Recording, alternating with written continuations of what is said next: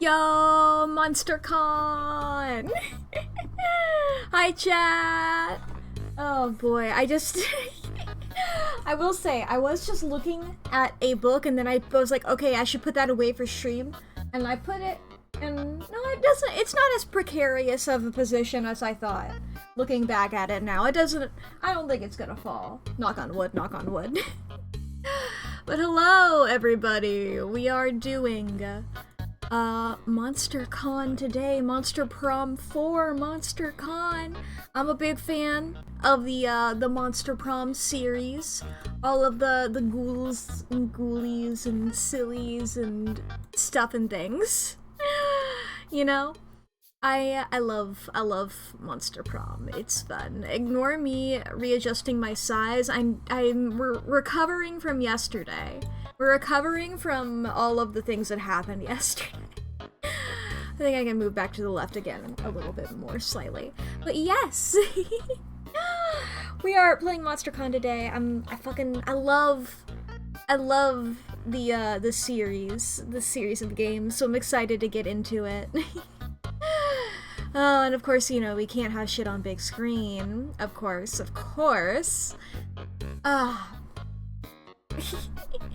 But in case you missed yesterday's stream, and you are wondering why I'm not playing Of the Devil today, yesterday we had a very glitch-filled stream, and we are not playing that. So, won't be going there. We're playing the game that I had planned for on Thursday, today, and I'm just gonna play this again on Thursday because, look, I love the first 3 games in this series. They're some of my favorite games. I'm sure I'm gonna love this as well. Psych, I thought, damn, can't have shit on big screen. I was more so just like, huh, I wonder why he's doing this. Huh? Has something nefarious taken Holdo's place?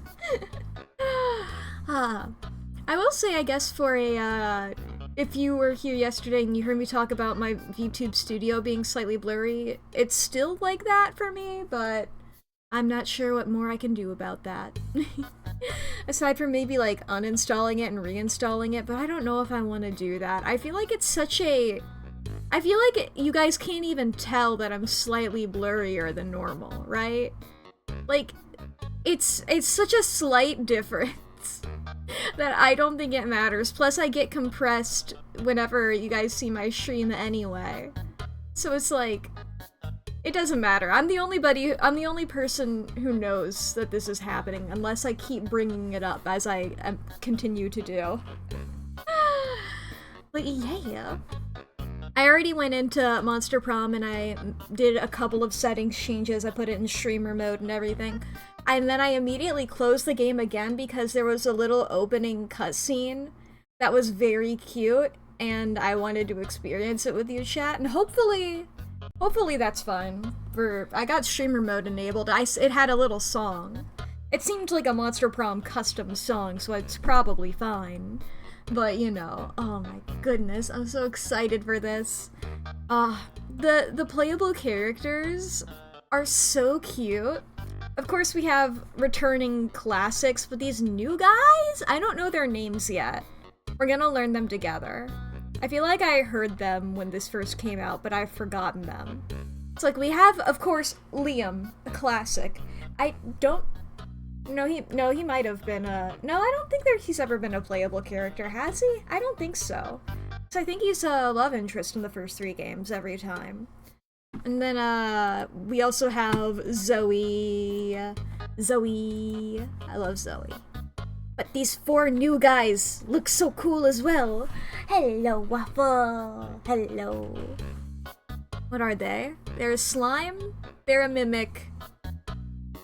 And I don't know what these other 2 are. Well, we got a clown. I don't know if clown is the entire monster, but yeah. I can take a sip of water, that I can do.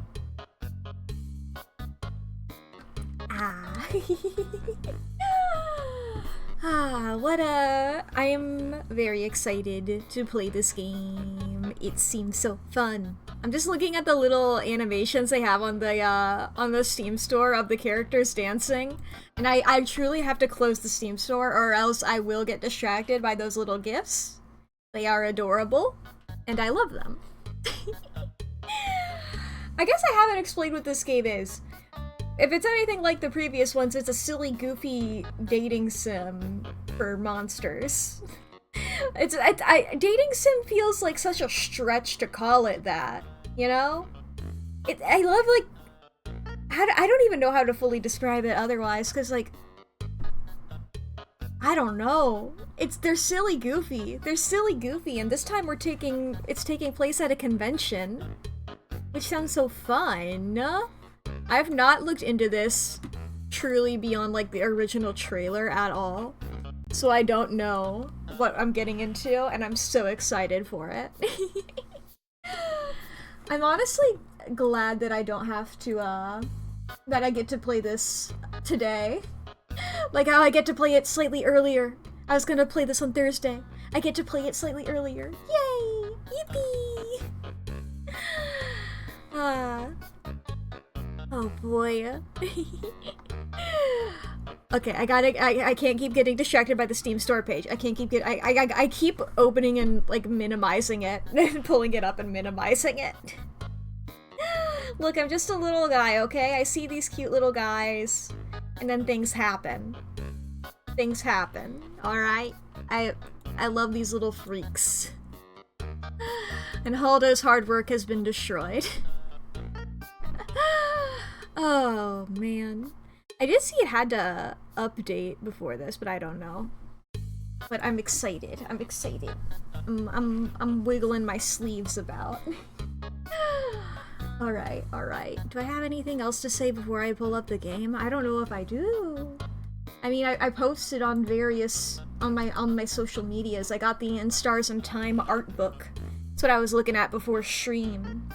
I was looking at the arts in the book.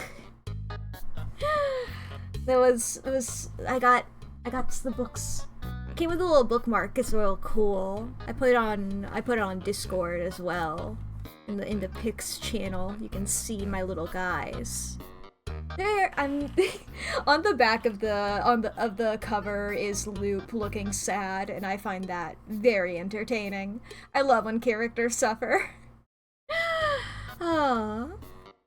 But yeah. Alright. Alright. Okay, Sans. Sans, you know what? Sans is a monster, and that is beautiful.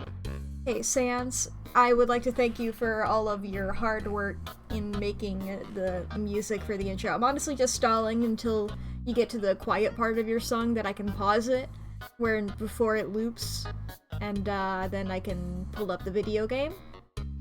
And he's still going. I really started this talk with him at the beginning of his song, and you don't realize how long 50 seconds is until you try to fill it. That's the real problem with America. Okay, Sans, thank you for that. Let's pull up the video game, shall we? I will say, I didn't turn any of the trigger warnings on, but I did turn screen flashing off. I guess I could probably. I'll quickly put the trigger warnings on. Oh, here it is. Let's go to the gun, come on, monsters, bring it on. It's time to make it fun. It's time to make it right. Oh my! Was that a worm? Was he a worm? Nico. Doug. Omen. What's your name? April. Oh. Yes. Oh, and then fucking Brian and her name began with an A. I forgot it. Oz and Vicky. Oh my god.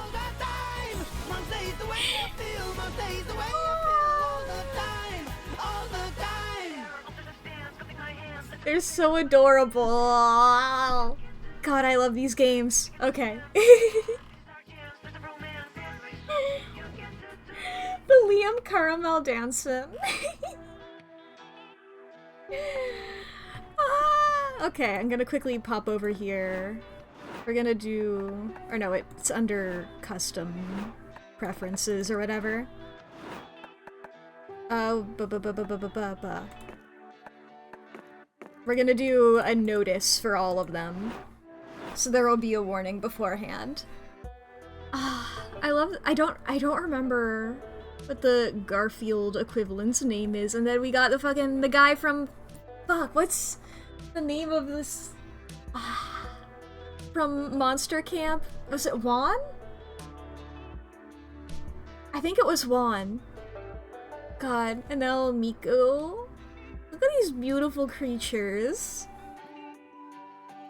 Yeah. Okay, okay. I believe it was Juan, yeah. It was like... He had like a huge full name, but Juan was like the beginning of it. Okay, local. I'll learn on the go. I got that. Yay, give me the little yay! I said it in sync with her. I knew exactly the voice clip they would use. Just one little guy. Oh! Turbo does not include the mystery box shop or plot lines / secret endings.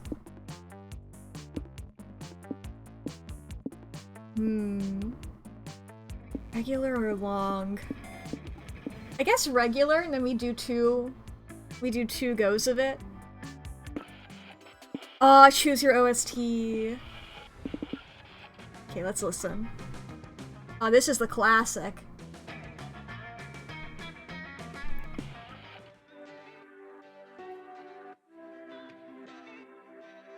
Yes, I remember this cassette tape because I remember choosing it sometimes because it looks like the gender fluid pride flag.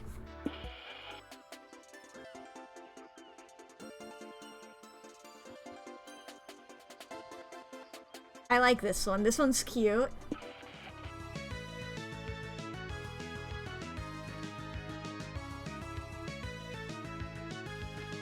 That's nice.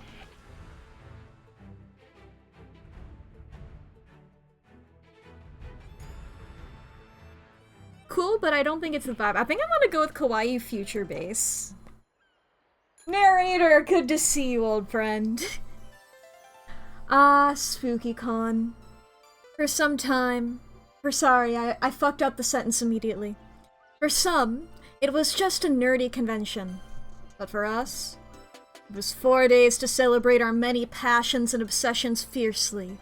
Unapologetically. And we weren't alone. Regardless of what you loved, you could always find people who'd make you feel seen and understood. Anywhere else, we might have been seen as weirdos and misfits. But here, we could finally feel like, no matter who we were, we belonged. Yeah! Look at all these guys. I'm so excited to do the... Oh my god. Look at Nico! I like Nico. There's Nico, it was Zoe, we got over here Omen, I believe was their name. April. I'm getting used to their names, and Doug. And of course we got our classic little guys! The DLC, we got Damien LeVay. Val, I think was her name? It's been a while since I've played these games. Shit. I can't remember the name of her, I love her. And then Milo Belladonna. Okay. Oh man. I never know. I never know who to be. You know what? Assuming because I'm playing this today and on Thursday, I'm probably gonna play as everybody, so I guess we can just start off with Vicky. You know what? Yeah, we'll save that our name is Mack. And we'll just go with whatever pronouns they give us, I suppose. I use all of them, so... Got my cosplay ready. Got my cosplay ready! But as dreamy as Spooky Con was, it also came with its own set of pressures, some of which we already knew so well. At the end of those 4 days, the after-party loomed over our heads, posing that one evergreen question. Would we get a date for that night? As uncertainty plagued our hearts, we couldn't help but think of the 6 hottest nerds at the con. Yes! Yes! Ah, Zoe! Oh, it's good to see Zoe again. Zoe. I believe this is where they normally say how old they are. It'd be really funny if all of them were a bunch of question marks. An eldritch cutie who went from endless deity and harbinger of destruction to the author of the renowned fanfic Liam Prom. Good for her. That's an awful idea. Yes, Liam de Lioncourt, a hipster vampire whose standoffish demeanor hid the fact that he was truly a lovable dork. He's taking a photo of his ramen. Ah. Okay, we got our classics. New guys. Hooray! Doug Campbell, 24, a kind-hearted slime that was incredibly broke from supporting all of the fandoms that he loved.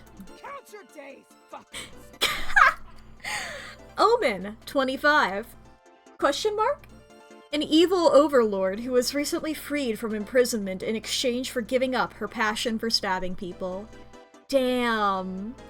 I feel so bad for her. I have the perfect cosplay for that. I guess, you know what? You don't need to stab, you can strangle. Ah. Nico Sharp, 22. An over-the-top mimic who preferred cosplay over shapeshifting, even if they weren't the best at getting into character. Anyway. And April 1st. Oh, that's beautiful. 24. A clown idol who was contractually obligated to bottle up all of her non-camera ready emotions inside cute mascots. Oh my goodness. It had to be one of them. But who? We had 4 days to gather some courage and shoot our shot. What was the worst that could happen? Being rejected and alone the rest of our lives? Ha! We'd had our fair share of love and rejection. This surely wasn't our first rodeo. And as we had grown to know ourselves better, we realized we felt more confident. It's me! 3 things I like. Okay. Ooh, I do like magical girl transformations, but let's see here. Dungeon low-level monsters, anime monologues I do like. Evil layer interior design, drama, forming a cult for the lulz. Ultra-layered memes, DDR is exercise, endless merchandise, tier list for everything, step on me, only one bed. Oh, I like a lot of these.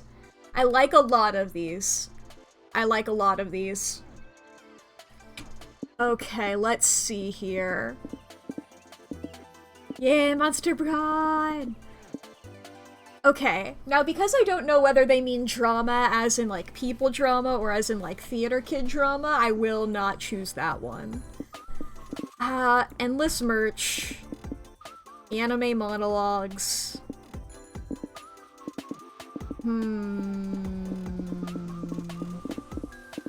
I'm torn between a couple here now.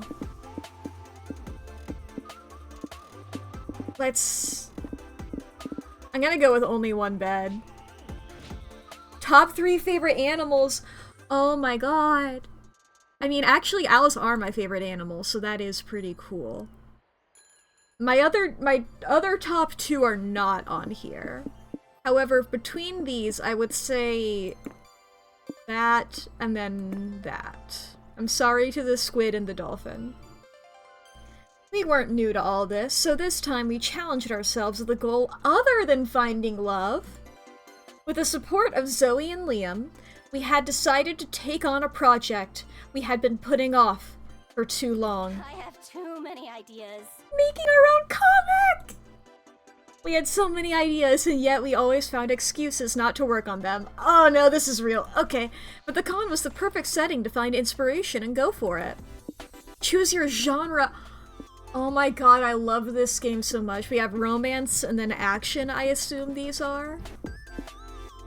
I'm gonna go with romance. The fear of failure had stopped us for too long, but then we reminded ourselves of the one thing that always kept us going. That we were young and unafraid, and we were ready to start! Finally, my turn. I didn't see what that little guy... She was saying something. I'm back in the saddle. Ah, okay. So, oh look at that! There's our little schedule up there. Smarts 13, Boldness 12, Creativity 7, Charm 13, Fun 8. Our creativity and fun aren't the best, but I think we should, if I know anything about these games, lean into our best stats. Oh, look at all of our little guys.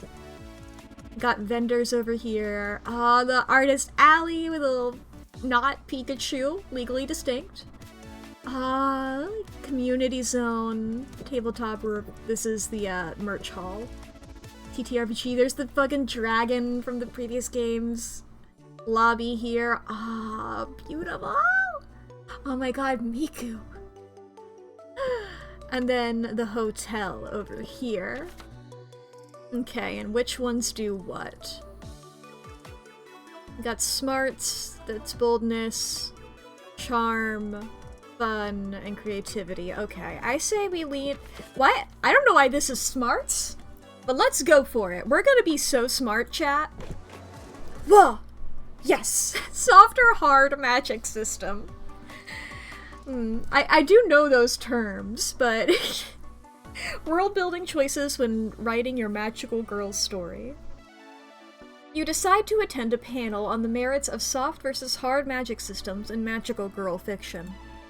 After getting the required dick jokes out of the way, you actually learn a lot of valuable info about world-building mechanics. You gain +2 smarts from all that knowledge, and from learning so many new dick jokes. Yeah! It's time for a live session of your favorite TTRPG actual play show. You and your friends are stoked as hell. Oh, we got this guy. Is this Matt Mercer? Is this Matt Mercer but as like a mermaid? It's gotta be. I was like, Dimension 20? Oh yeah, there's one that's a bit more popular than Dimension 20, I suppose. I've not listened to it. There's too much for me to get into it. And the longer I say there's too much, the more there is, so I can't. I put all my eggs in one basket. I don't know how to do a Matt Mercer impression. I'll just talk normally. Hello everyone, and welcome to Fiends at the Table. Boy, have we got an adventure for you today. An adventure with a twist! Today the party will be joined by a very special guest. Someone from the audience. Someone like you. Me? Yeah, you! You have the look of someone who's used to being thrown into weird high-pressure situations with no prep time. Come on up here! Damn, that guy read you to filth. So we're here with Zoe, Nico, and Doug. Not in that order. You get on stage and are handed a character sheet.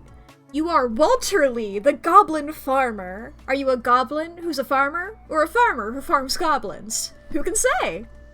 So, everyone, you've heard reports of a dragon to slay on yonder mountain.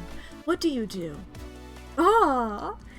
Well, if we had a horse and cart, we could just drive there. But there are some party members I wouldn't trust on the road. This again? It was one little accident! Get over it! One little accident is when I spilled some coffee on your pants the other day. This is beyond little. Hey, quick reminder. The tavern keeper said he had information about the dragon if you were willing to pay for it.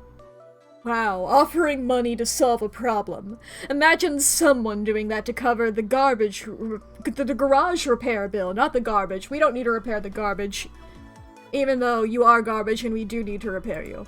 You always make everything about money. I never made such a ruckus for the coffee thing, did I? Anyone else picking up on a weird tension between those two? And for once, I don't mean sexually. Huh? Yeah, I'm starting to think that woman might have crashed that other woman's car in real life. Luckily, we have someone on the inside. Walter Lee. I hope she realizes the real adventure is slaying the dragon of friendship squabbles. I had to choose voices that I wasn't prepared for. No pressure or anything. So, how are you gonna squash this beef and get the show back on track? Alright. We can unleash misery upon all the guild in a scale that makes them forget their petty squabbles and be grateful you aren't a part of their real lives. Or, these nerds can't pass up a good roll. Make them roll a die, and whoever gets a higher number will be objectively right. Okay. This feels like boldness to me. So I'm gonna go with the other one because this could be smarts. It could be fun, which is a little worrying.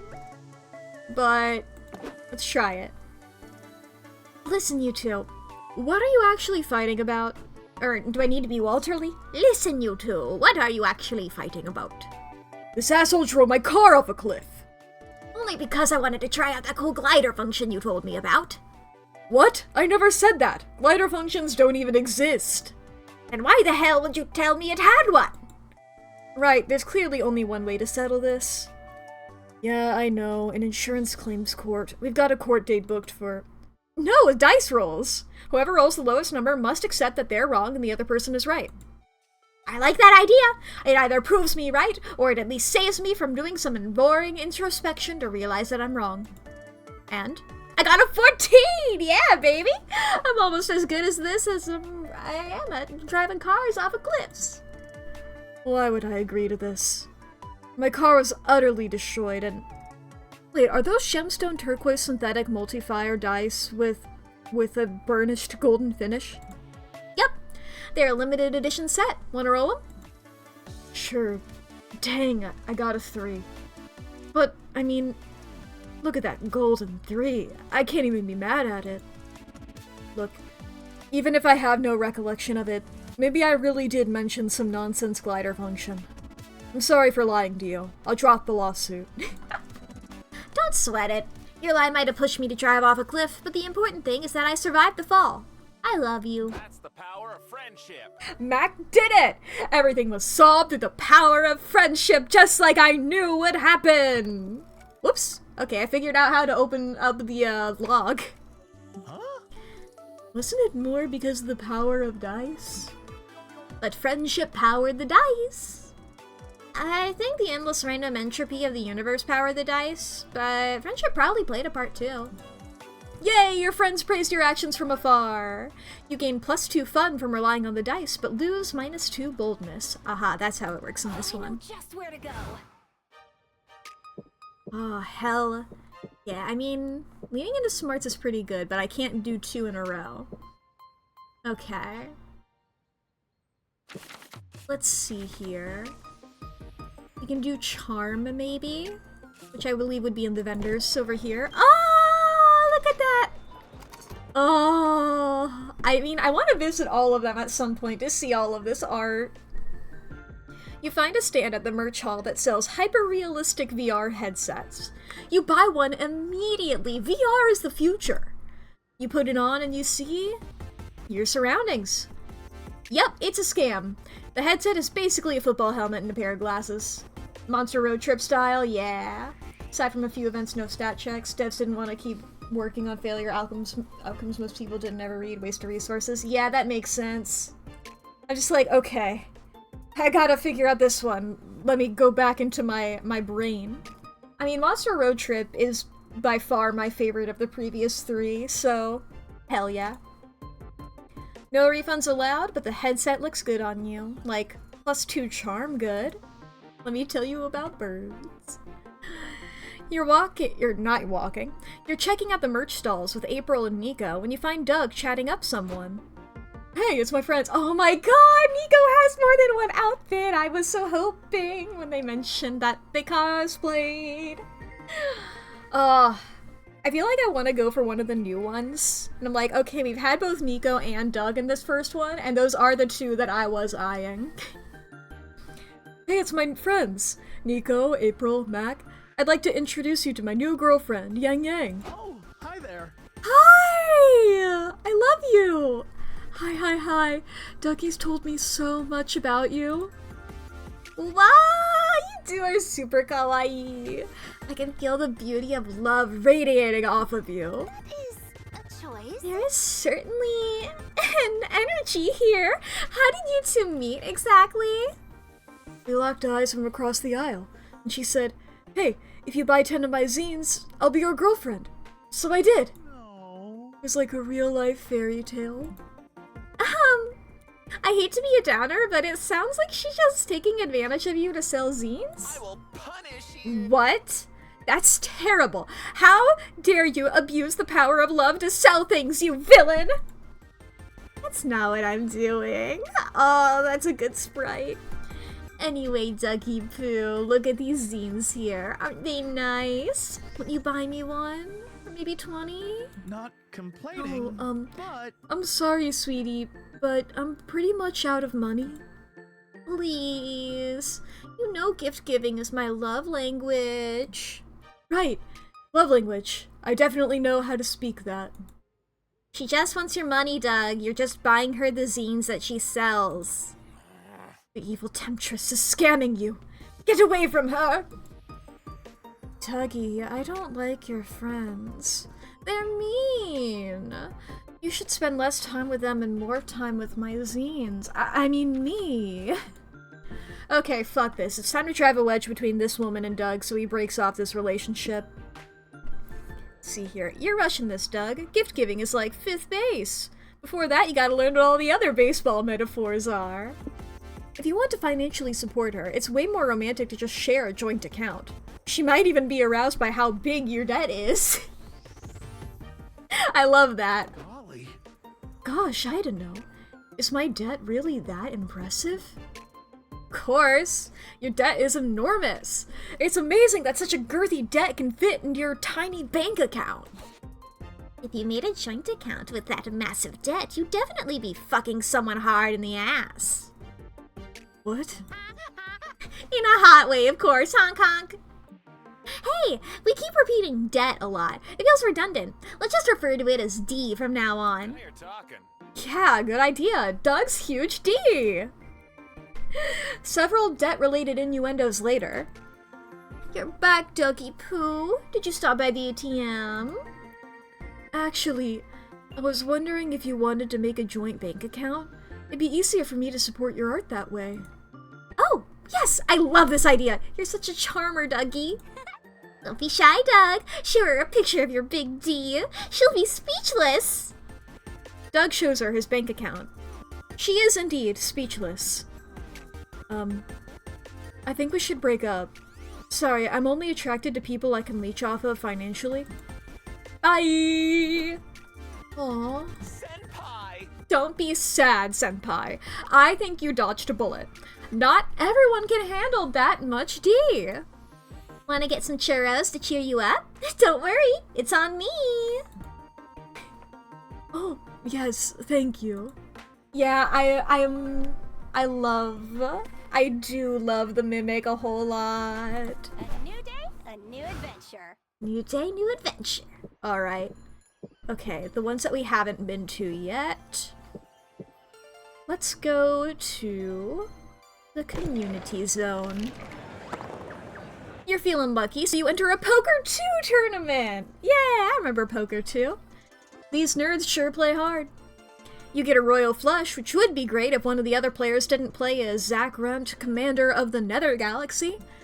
Lucky for you, you had a Helmet of Chaos up your sleeve. You equip it on your Royal Flush and beat the shit out of the Zach Runt. Hell yeah! Oh, D is for debt? Yeah. All this nonsense gambling makes makes gambling at least +2 fun. Favorite among the 6 might be Omen.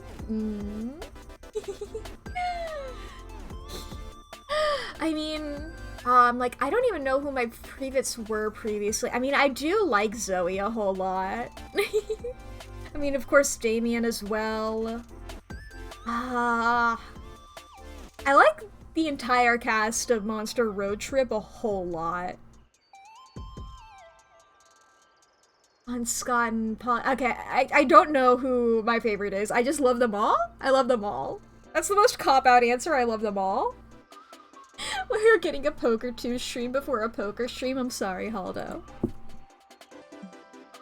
Doug and Omen are competing in the Puyo Puyo tournament. And they need all the support they can. All the support they can get. You and April go to cheer them on. Hey, Doug! Great job so far! You're kicking butt at this game for children! I cannot believe I lost. This game is impossible. For you to have made it this far, Doug, you must be a true master. God, well, I like to play Puyo Puyo to unwind before bed, so yeah, I'm not bad. Doug's better than not bad. He's great. He makes it all the way to the final match. Oh my goodness, an influencer. Yo, what the fuck is up, chat? Your boy Riz is here to stomp ass at the Puyo Puyo finals. Good luck, buddy. This is gonna be a great game. Sure will be. For me! I eat losers like you for breakfast and shit out your dreams, Lamau! Complaining, but... I hate to sound rude, but don't you think you're being a little bit rude? Bruh, it's called trash talking! What's wrong? You can't take it, you little bitch. You got a stinky little bitch baby diaper on. No, I'm not a biatch. Oh my god, I just remembered who my favorite character is, and I feel so... It's obviously Calculester. I'm obsessed with Calculester. I think I just truly was like, oh yeah, I love this guy so much, obviously. It's like... I never talk about my favorite characters, I always talk about my second favorite characters. What's their name again? Calculester. They're like a calculator, but also Lester. The robot guy! Yeah! I love that guy a lot. He's a little silly. And I truly just remembered him because I was like, oh, this sounds like a line that Calculester would say. Or at least similar. My family couldn't afford them. This mouth-breathing shit stain appears to be maligning our good friend Doug and is affecting his Puyo Puyo performance. Someone give me a knife. April, you restrain him while I stab him 12 times. What? No! I'd never be an accessory to murder. Especially not with so many witnesses around. That's fair, but you still can't let this slide. You need to get Doug's mind off the trash talk so he can win. I need to help Doug out here. Lend him my fanciest hat. He'll get so many compliments from strangers it'll cancel out the trash talking. Or at least 3 raccoons. Everyone knows raccoons love garbage, so if Riz keeps trash talking, he'll risk the raccoons looking for food inside his filthy mouth. I think I'm gonna lend him my fanciest hat. You grab your fancy hat, which you always keep with you for self-esteem emergencies, and plop it on Doug's gorgeous, gooey head. I was so hoping we would get a sprite for this! Oh! Mac, are you really letting me borrow your fancy hat? I'm honored. What the fuck ever, bro? You look stupid as hell! I almost feel sorry for you. Yo, Doug, a nice hat. Are you cosplaying some kind of cool, flamboyant musketeer? I love it. He's cosplaying a fucking loser, you'll see. Hey, cool hat. Stop by my zine table later. Tournament players with cool outfits get a discount. Lame. Who would ever want free stuff and heartfelt compliments? Definitely not me. Hello. This is Channel 7 News reporting to you live from the Puyo Puyo tournament. I'm speaking with a finalist who's both skilled and stylish. Any comments, sir? Well, it's like they say. It's not about the size of the hat in the fight, but the size of the fight in the hat. What does that even mean? Fuck you, Scrub Lords, I'm out! Doug wins the match by default, or rather, by default of your glorious hat. Thanks, fam. Thanks, Mac. That hat was just the confidence boost I needed. Aw, Doug, the confidence was in you, not the hat. Someday, you'll be able to summon it all on your own. Does that mean that the hat is now open for the taking? Sure, everyone gets a turn. You all gain +2 charm from your amazing hat, but lose -2 smarts. Yeah! And then, okay, we got boldness and creativity. I guess we can do our creativity over here. Ah, look at that. You're outside the con when you see a bunch of sleepy-looking people sitting down. Hey, welcome to the Smoker's Lounge, one of them says to you. There's no Smoker's Lounge, so we decided to make one out here. Want a puff? He asks. You've seen too many PSAs to say yes to drugs, but you strike up a conversation with them while they get high off their asses. They have interesting opinions on snacks, ASMR videos, and 2001: A Space Odyssey. Listening to them and inhaling their weed fumes gives you +2 creativity. Hell yeah. Then you, Nico, and April head back to the hotel room to freshen up. Inside, you find Doug cuddling with 4... creatures? Yellow. Oh my goodness! Oh my god, they've got tribbles. They've got tribbles. Oh, they've got tribbles. Okay. Hey y'all, check out my new pets. Aren't they cutie patooties? Yes, they remind me of Hi, they remind me of tribbles. I wonder why. If tribbles had no fur and were giant, scary void larvae. I just noticed the hand too. Huh, I guess cuteness really is subjective. Where do you get these things anyway? A strange old man was giving them away outside the convention center. Sounds legit. Wow, nice of him.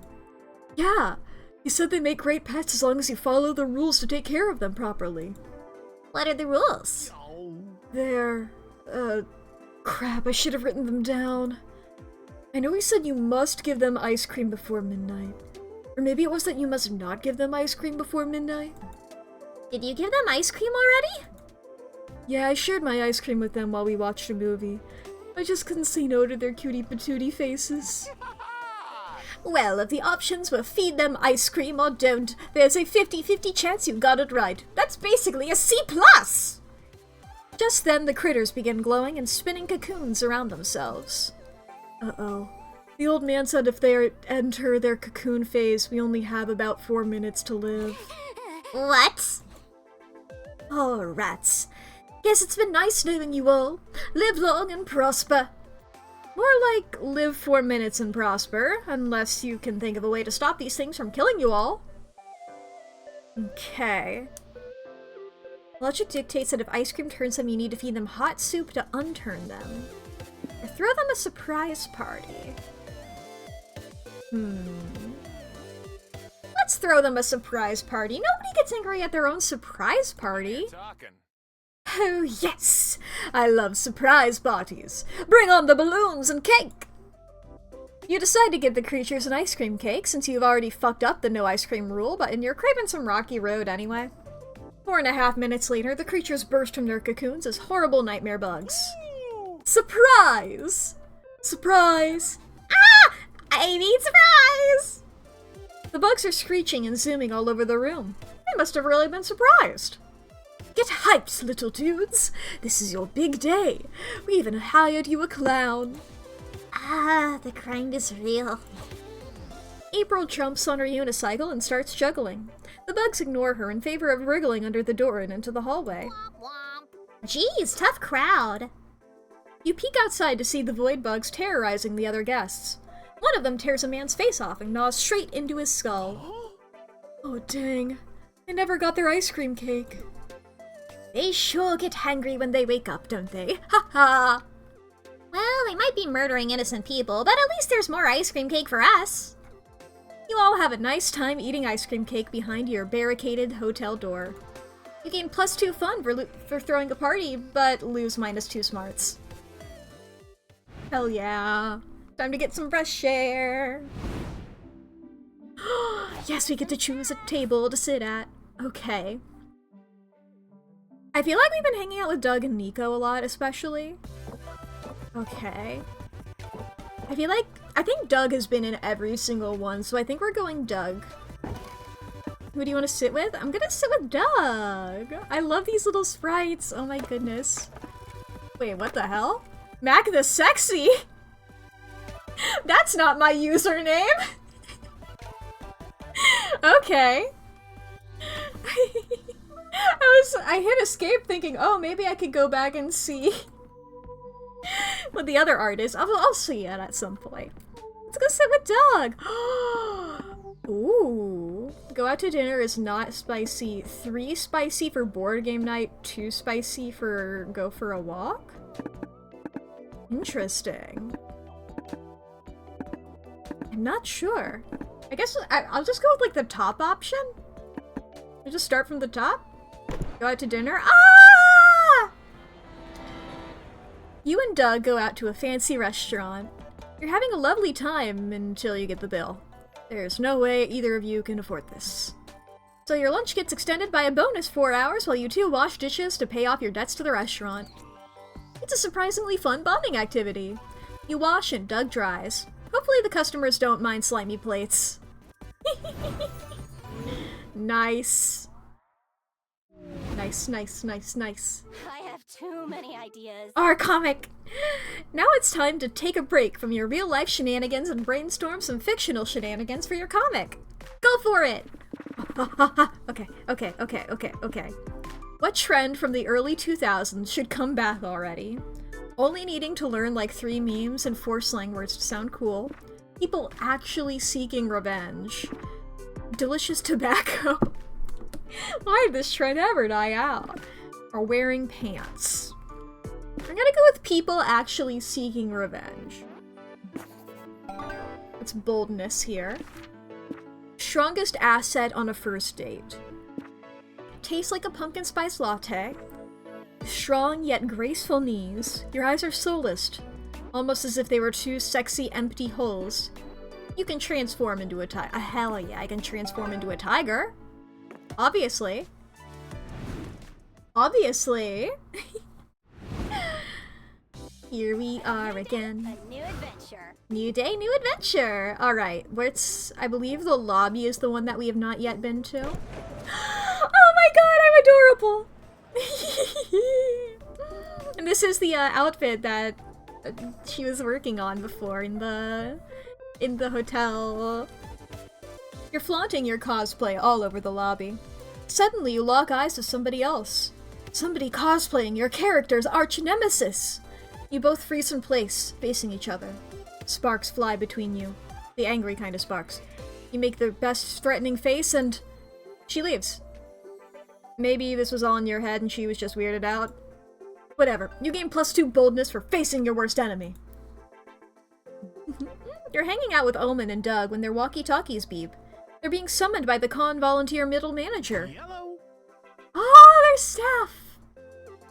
Oh my goodness. What's the situation, boss? We came as soon as we could. Actually, I could have come faster, but consider yourself lucky I even came at all. We have an emergency? Someone let a tiger onto the merch floor? Sorry, that's me on my first date. This Really? glorious day of my life. I need you two to get it out of here before it hurts somebody. I don't know what this voice is. Before it hurts somebody. Ugh, how dull. Not to argue, ma'am, but don't you think you should call animal control or something? We're not experienced at dealing with wild animals. There's no time to find real professionals. There are lives on the line. Yours, for example. Good luck. Try not to die. Howdy, partner. Relax, y'all. I heard the situation. I'll capture the tiger. I got a natural way with the wild animals of the Wild West. Nico, I love you, but I have several problems with that idea. 1. You are not actually a cowboy. 2. Tigers aren't native to the Wild West. I don't think you could capture a tiger even if you were a cowboy. But I can do it! I really can! I've been practicing with my lasso! How do you think I got the tiger in here? What? Nico, did you let the tiger into the con just so you could show off your lasso? Heh. This town ain't big enough for the 2 of us to be asking questions, buckaroo. We've got a tiger to wrangle. Well, however it happened, there's a tiger in the con and you need to deal with it before it kills you or any of your hot friends. Any ideas? Use the intercom to play annoying, high-pitched anime girl giggles. They have a sound wave frequency that drives most animals away. Craft and wear a convincing fursuit to seduce the tiger and lure it out of the con. How intriguing. Okay.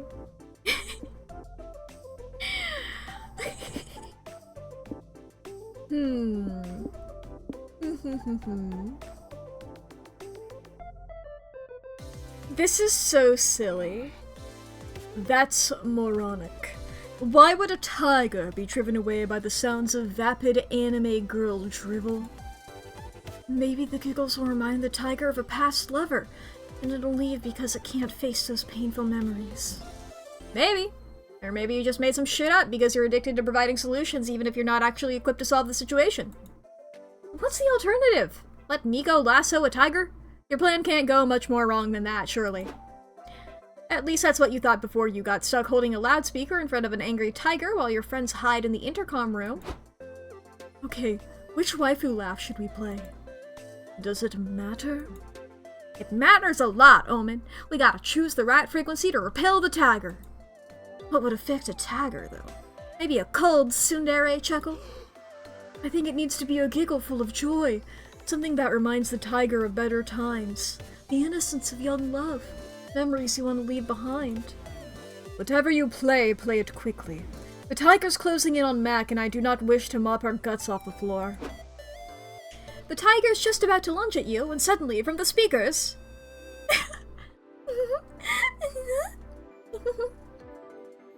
God, that's some beautiful art. The tiger stops. You see a melancholic tear shimmering in his eye. And then he retreats to the exit. Thank God! You gain +2 smarts for your quick thinking and 1-track anime mind, but you lose -2 creativity. I know the map by heart. Hee. Okay. Okay, let's see here. I mean, maybe I should work on my creativity a little bit here. You're in the hotel room sewing your cosplay costume when you mistakenly sew it to the bed's blanket. You could unsew it, but that would mean admitting you made a mistake. So you decide to properly implement a blanket in the costume design and leave your dumb ego intact. Look at you being a stubborn dum-dum. Here, have +2 creativity for such out-of-the-box thinking. Later, you're in the hotel lobby going to town on some vending machine snacks when Zoe, Doug, and Nico sprint past you. Oh, hey there. Oops, Mack saw us. Yeah, she's in on this too now. Come on! Oh my god, I love Nico's outfits! What's going on? We're hot on the trail of the greatest mystery of our time. What room is famous actor Chad Pritt staying in? Our first clue was the room directory book laying open on the front desk. It said, Chad Pritt, 7A. No, I think I cracked. I deduced that was code for Chad Pritt, staying in room 7A. Case cracked. Before you can ask yourself, is this wrong? You reach Chad Pritt's room. The door hangs off its hinges, red is splattered over the walls and floor. Nope, absolutely not. Ladies first, Zoe. I may be hard-boiled, but I'm still a gentleman at heart. Pussy. You and Zoe enter the room. The furniture is destroyed. There's blood everywhere. A live feed of the lobby security camera plays on the TV. If that wasn't enough, there's a full display of weird shit scattered everywhere. Conspiracy board full of pictures of people yelling, a mask that looks exactly like Chad Pritt's face, and a huge pile of orange Skittles in the sink. Look at these. It's only the orange ones. Just why? Yeah, everyone knows the orange ones are like the 4th best ones. Yo. And there's also the blood. The blood is also weird. Nico is quiet. They're eyeing the orange Skittles, but it's hard to tell if they're weirded out or just hungry. You figure out what happened before your friend eats the evidence. You'd better figure out what happened before your friend eats the evidence. Where do you even start? Let's see here. We can see if we... if only the walls could talk. Actually, they probably can't. There must be some weird spell out there giving walls the gift of speech. Or, let's look up Chad's upcoming films. All of this clearly smells of method. I think this smells of method. Point. Ah, of course. I can smell now the sweet scent of method. I'd say this reeks more of murder, but what would I know? Okay, let me search for Chad Pritt on YouTube. Breaking news! Famous actor Chad Pritt has been connected to the disappearances of several guests at the Holiday Hotel near the spooky convention center. Look! Those are the people from the pictures on that board. They must be the rest of the cast. Traces of blood have been found in the victims' rooms. The police believe that Pritt might have been surveilling the victims, making this a premeditated crime. They mentioned blood in the hotel rooms, just like here. Authorities recommend that anyone close to the area remain alert. The blood, the people in the pictures, Chad Pritt? It all matches up! This is a rehearsal for the movie! Breaking news. It does sound exciting. Do you think it'll have a romantic subplot? I'm a sucker for those. And what about the orange Skittles? The trailer didn't say anything about them. I bet it's linked to a plot twist. Your friends keep casually discussing the movie, while you realize you indeed ignored the very clear police tape across the door. You decide not to mention this to avoid causing panic, and keep your W. You lose -2 smarts, but you gain +2 creativity for always assuming method first. A new day, a new adventure. Hell yeah. Let's have some fun. You see an empty spot at a tabletop RPG game session, so you sit down without thinking twice. The game's really weird. The board is just a bunch of letters, and you all play at the same time by moving a planchette around. When it's done, you're not sure who won, but you got to talk to your late great-great-grandfather, so I guess that's 2 + 2 fun? Zoe's set to compete in the finals of the Pokemon's video game tournament. You, Nico, and Doug go to watch her win. Hey Zoe, good luck out there today. Thanks! I think I'll do pretty well. I went with the STEM workers with an interest in the fine arts build. That's great. I'm really excited to cheer you on. I'd forget what Nico's voice is when they're like this. I spent all day researching Pokemans, just Pokemans. I spent all day researching Pokemon so I could be the exposition character that explains all the rules while you win the tournament. Aw, you're the best! But despite Zoe's good party comp and your support, her first round is pretty rough. What's going on? Why is Zoe struggling so much? Aha! Exposition time. It looks like her opponent's running a Fratboro comp. Their Pokemans know the Party Night move. Party Night starts a party that lasts for 5 turns. All of Zoe's nerdier Pokemans are at a disadvantage for being out of their comfort zone. Oh, gee. What? That's terrible. When did Pokemans become a horror game? All of Zoe's Pokemans go down. From the woman with 4 dogs and a PhD in quantum mechanics, to the biomedical engineer who's super into anime.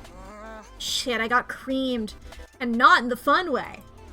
I'm gonna need a better strategy for round 2. Any ideas for him? I don't know. I'm still recovering from the idea of being trapped in a party night for 5 turns. Don't look at me.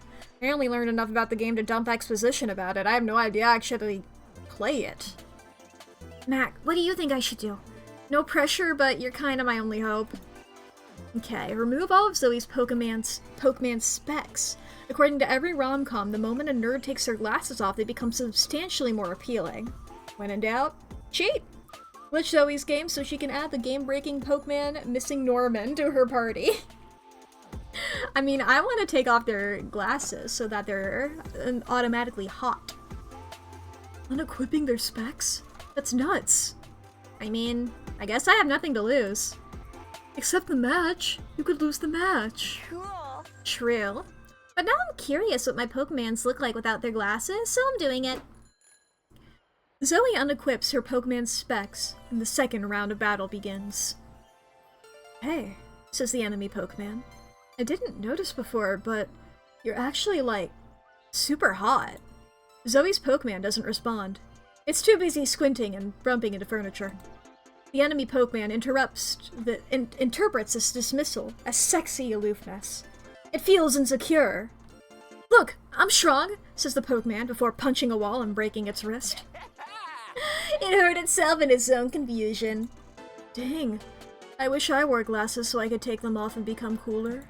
You could always punch a wall. That looked pretty cool too. I don't know, it seemed painful. Look, the Pokemon fainted from the injury. All the enemy Pokemans hurt themselves by jumping off of balconies and smashing beers with their foreheads in misguided attempts to impress Zoe's Pokemon. Zoe wins! Man, parties are scary. Just don't jump off of any balconies and you'll be fine. Got it! Oh, he's actually taking notes on this. I better protect this one. You gain +2 charm for making Zoe's Pokemans inexplicably hotter, but lose 2 smarts. Oh, I know just where to go. Alright, chat, the ads are about to happen, so we will be pausing the game. If anybody needs to take a break, now's going to be a great time because we're going to be paused. Now I'm Mack the generic. But I have 19 fun! Come on!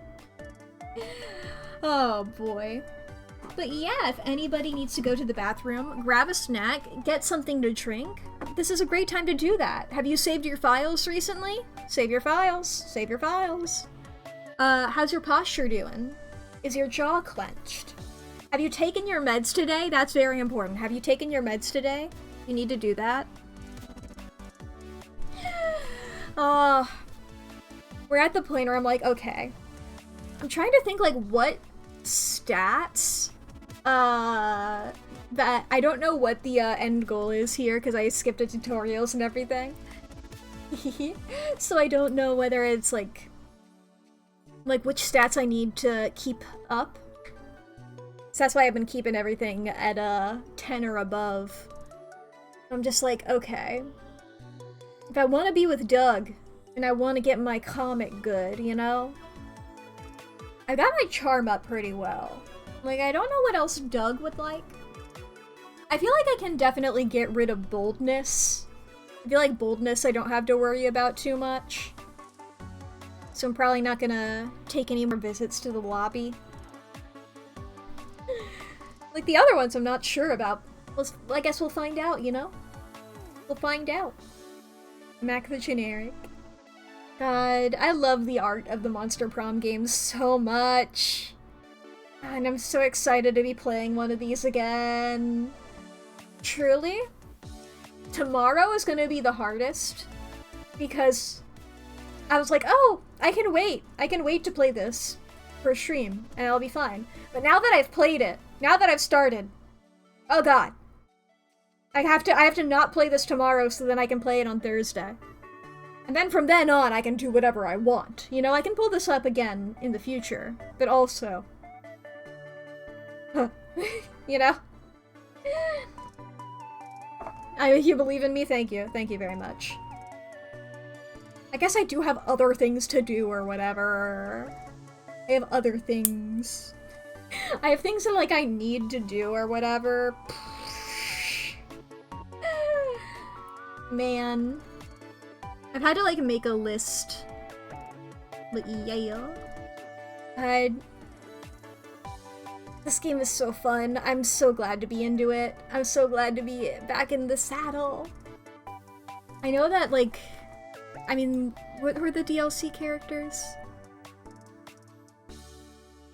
Valerie, Damien... shit. Ravi? Was that her name? I think it might have something that or something similar? Yeah, it was Aravi and Milo. I do love Milo. I was just thinking, I was like, I really did love, I loved the DLC characters and there are 2 more packs planned. I love the DLC characters for Monster Road Trip. I would love to be Hazel again. I really loved Hazel's design so much. I played as Hazel most of the time. Oh, and also Glitch, of course. Those were fun little guys. I love these freaks. I love these freaks. It's so fun. So fun. Okay. The ads are over. We can get back into this. Let's go. Alright. Which one's Murchal? Murchal is Charm. I think I'm good on Charm right now. Tricks to break the ice at cons. 1. Submit a full panel so people actively ask you questions during the Q&A.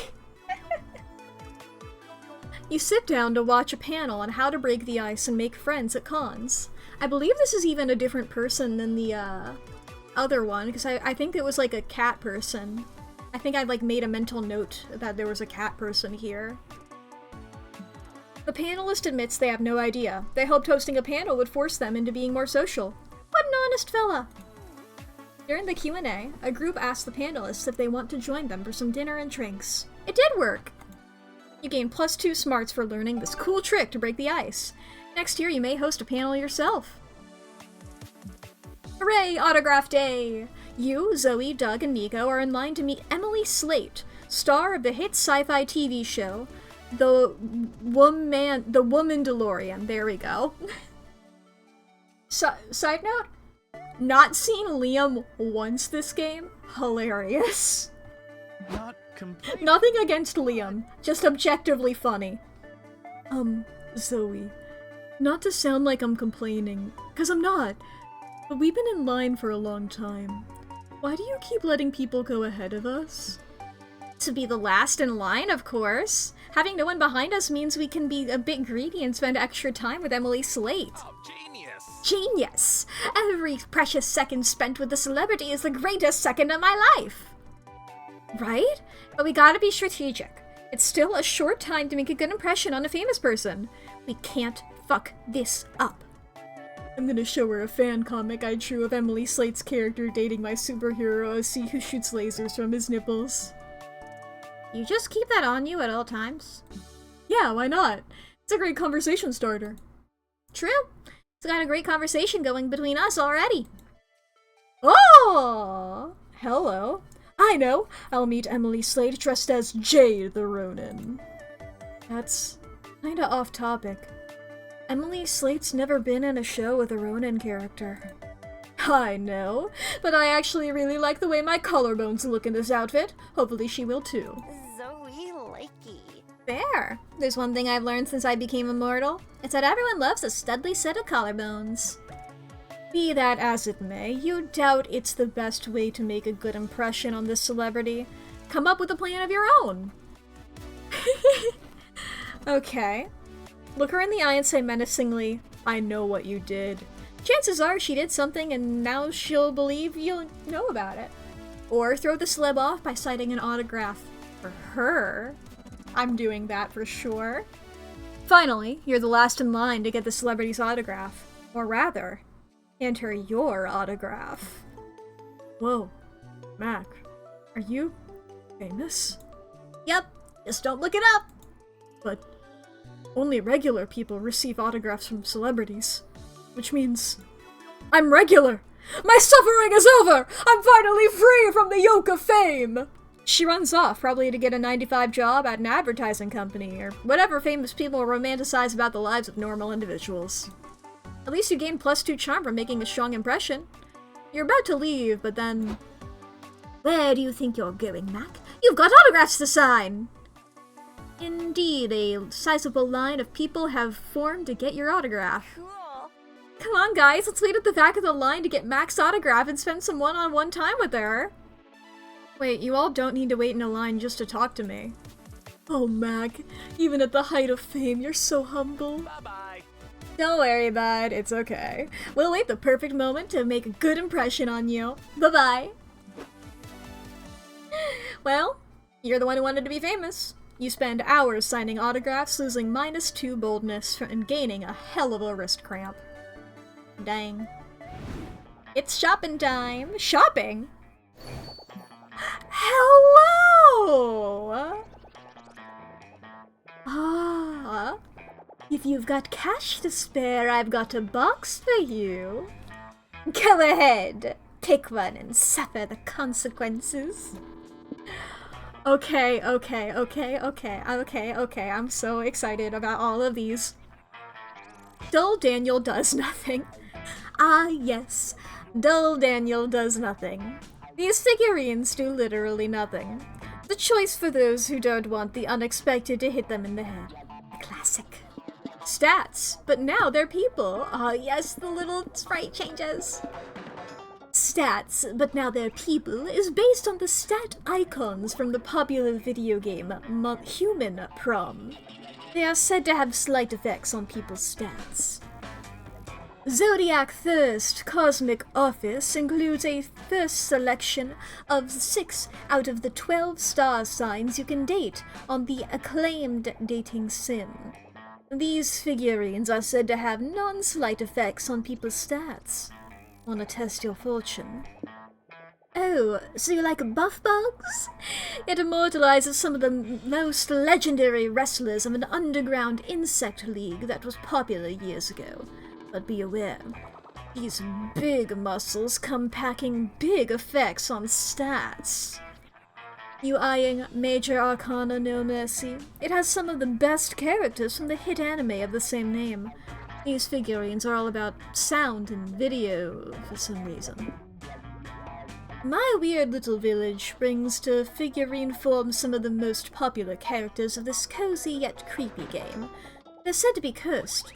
They may profoundly impact your own self or the ones you're trying to romance. Landmarks in Love is a series of handsome figurines that are said to take effect on specific places, for those who want locations to get spicier. Oh, I love all of these so much and I want all of them a million times. But as I can see here, we get 1. Okay. Okay. Let's go with Zodiac Thirst Cosmic Office. What do we get? Who we got? Libra, Head of Client Relations. Average all your stats. So average. Always a pleasure to take your money. Come back soon.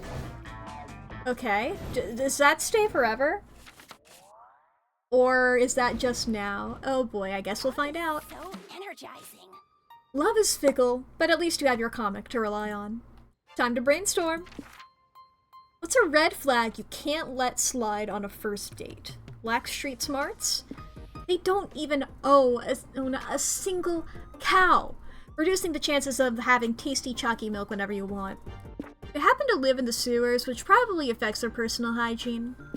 Their appealing cooking skills are a lie as they're being controlled by a rat under their hat. Chalky milk. I need it. I need chalky milk. That's fun. Why you haven't yet finished that big project you told everybody about? You wanna fuck a lot of people first? An ancient curse.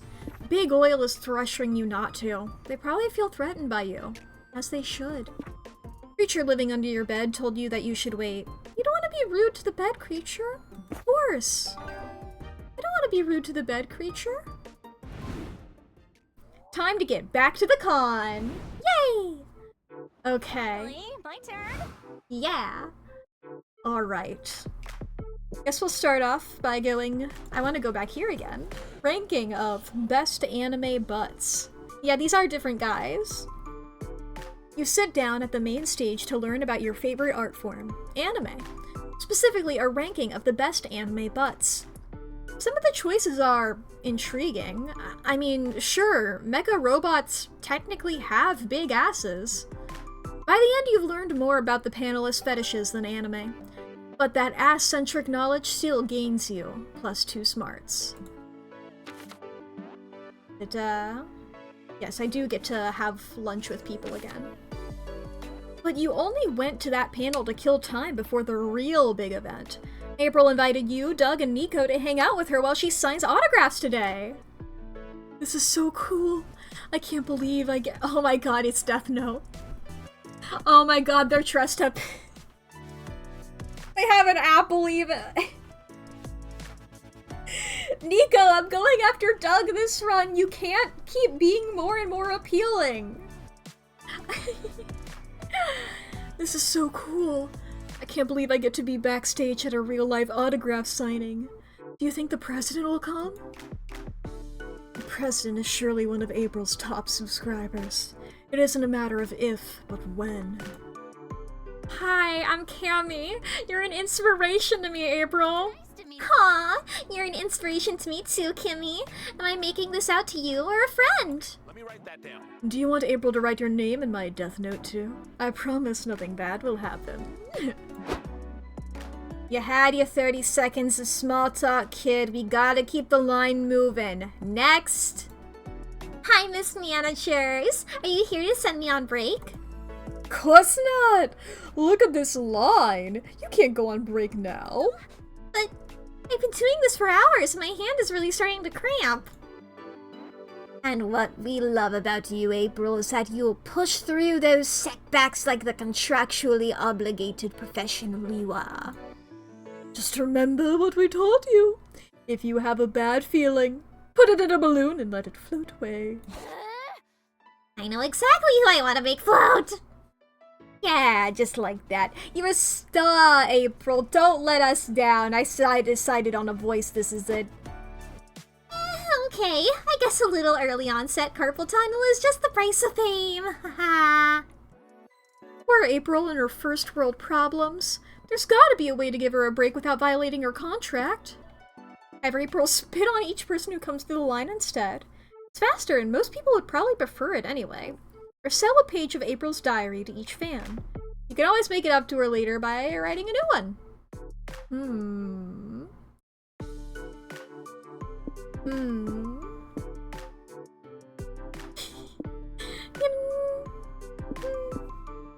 I'm gonna sell her diary. Choice?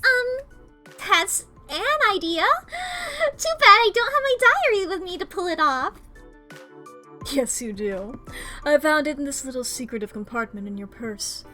I'll tear the pages out for you so you can rest your hands. Don't get stressed, April. I'll start working on a new diary to replace your old one. Who's next in line? Here, young man, you get this page. Looks like it talks about burying a body. April is so imaginative. How's that sound, April? Dear diary, to pray I brushed my beautiful hair. I'm getting very good at it. I wonder if there are ever hairbrushing competitions. I look very good, as I always do. I'm April, by the way. Welcome, beloved fan. You get an entry that's about April researching the statute of limitations in different states. Sounds legit. Maybe she's planning an interstate trip. Such an adventurer. Dear diary, I've been brushing my hair with weights on my arms to train for the annual hair brushing tournament. Sweet, the hairbrushing thing paid off. Training arc? Sign me up! I guess this is fine. Who cares how many crimes I confess to? I'm way too pretty to be prosecuted. Just kidding! Honk honk! That's a figure of speech! Of course you're super pretty, April. You have the hair of a world champion hairbrusher. Yo, she wins a tournament at the end! Best diary ever! Looks like you'll be writing in your diary later that you're the best friend and problem solver ever. You gain +2 creativity and lose -2 boldness. Oh, I know just where to go. Hell yeah. Okay, let's see here. Yes. Let's go. Let's have some fun. There's a Smash Your Bros tournament going on at the community zone. You sign up because love always trumps violence. The matches involve 8 players each, and things get horny and confusing quite fast. In the end, it's very hard to tell who actually won, but you all surely got +2 fun in the process. You, Nico, and Liam! Liam is real? Holy shit. Go to watch Doug play in the competitive tarot tournament. Hopefully there's a win in his future. Best of luck to you, my friend. I confess I've never much liked this game, but since you like it, I will pretend to care about it for your sake. Aww. Thank you. Not to brag, but I won the spooky elementary competitive tarot championship back in the day, so I think I've got this. Doug signs in, reviews the rules packet, and learns that he does not got this at all. What the fudge? Half my deck's not tournament legal. There's like 30 new keywords. There's a lunar phase of play now? What the fudge is that? A lunar phase is the apparent shape of the moon when the sun hits it at... I think it was a rhetorical question. Ah. Well, don't worry, Doug. I've already tabulated the perfect plan to help you win. This can't be a battle of cards, but a battle of minds. And the mind is tested when you cheat. I mean, think outside the box. Oh, jeez. I don't think I could pull that off. Sure you can! I just know there's a bad boy inside you waiting to get let out so we can cheat at a card game. Okay, maybe you're right. It's time for Bad Boy Doug to shine. Aren't you worried about getting disqualified? Nope. I have complete and total faith in Nico's strategy. Which is what exactly? It's, You have any ideas, Mac?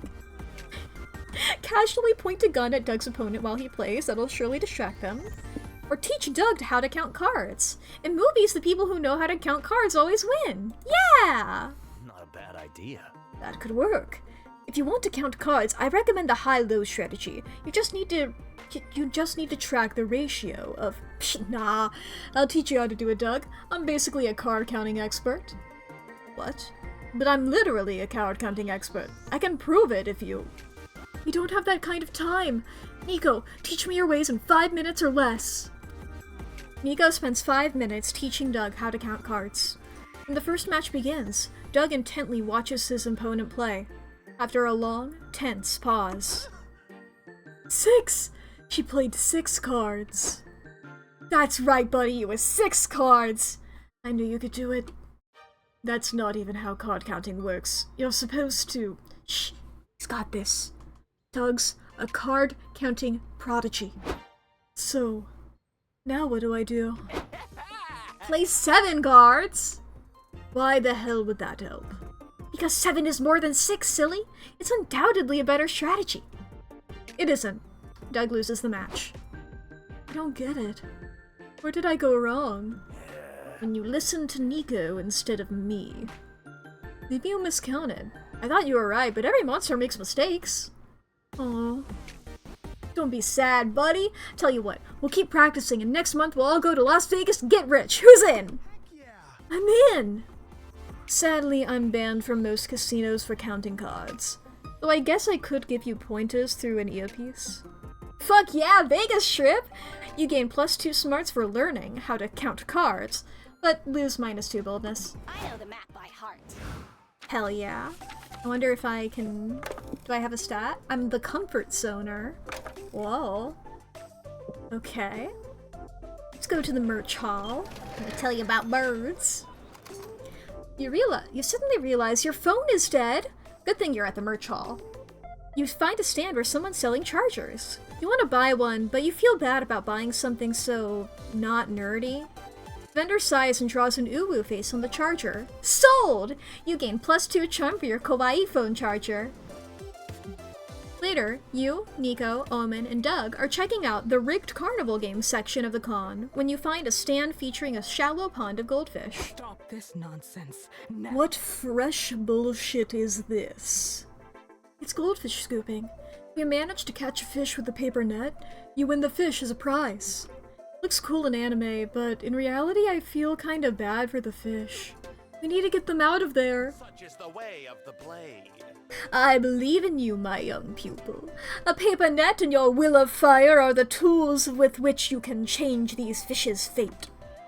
I'll save you, little buddies. I can do this! Focus, Doug. Feel the movement of the water. Sense the goldfish's intent before it senses you. Doug tries to feel the water or whatever, but alas, his paper net rips on the first try. I failed them. Ha! You suck. I bet I could scoop a puny fish with one severed arm and chains wrapped around my whole body. Omen is in fact wrong. Fuck off, you stupid fish! Good luck escaping my fist! Peace, young Omen. Anger dulls the reflexes. How can you lend the fish a hand if you close your fist? Omen is punching the water, while Nico seems set on just giving fake deep advice. Stay calm, fishies. We're coming for you. Your friends are collectively losing it. It's up to you to free at least one of these fish. Can you do it? Write a very convincing eviction notice to make the fish vacate the pond. Or to catch a fish, you need to think like a fish. It's time to go method. Whoa. I think I'm gonna write a very convincing eviction notice. Sorry guys, you just gotta go. You draft a flawless eviction notice and show it to your friends. Dear aquatic tenants, per the terms of your leasing agreement, you have violated the following terms. 1. No public nudity. I mean, yeah, I guess. 2. No keeping pets. What pets do they have? Each other. Goldfish are pets. 3. No cannibalism. Fishies do that? Some do, yes. Impressive! You have 30 days to vacate this pond or face heavy fines, which can be paid in pretty shells, pearls, and microplastics. You drop the letter in the pool. The fish all turn to it with interest, and then largely ignore it because they're goldfish and can't read. But the letter distracts them long enough to let you scoop one up with a paper net real quick. You did it! You're a hero, Mack. And also a landlord! How ironic! You gain +2 charm for saving a fish with your convincing letter, but lose -2 creativity. Let's go! Let's go! Alright, we'll go to the hotel and outdoors again then. You're chilling at the hotel room with nothing to do, looking around for cheap I almost said adventuring equipment. That is not at all what that says. You guys see what happens? Sometimes I'm like, oh, I'm fine without a dyslexia filter, and then this happens. Anyway, looking around for cheap entertainment, you notice April's purse hanging from a chair. Will you dare violate the sanctity of an idol's purse? Of course you will! You grab the purse, open it, and... oh no. No way. This is too horrible to describe. You don't count on me to utter these words. Here, have +2 creativity and go imagine it on your own. I'm out.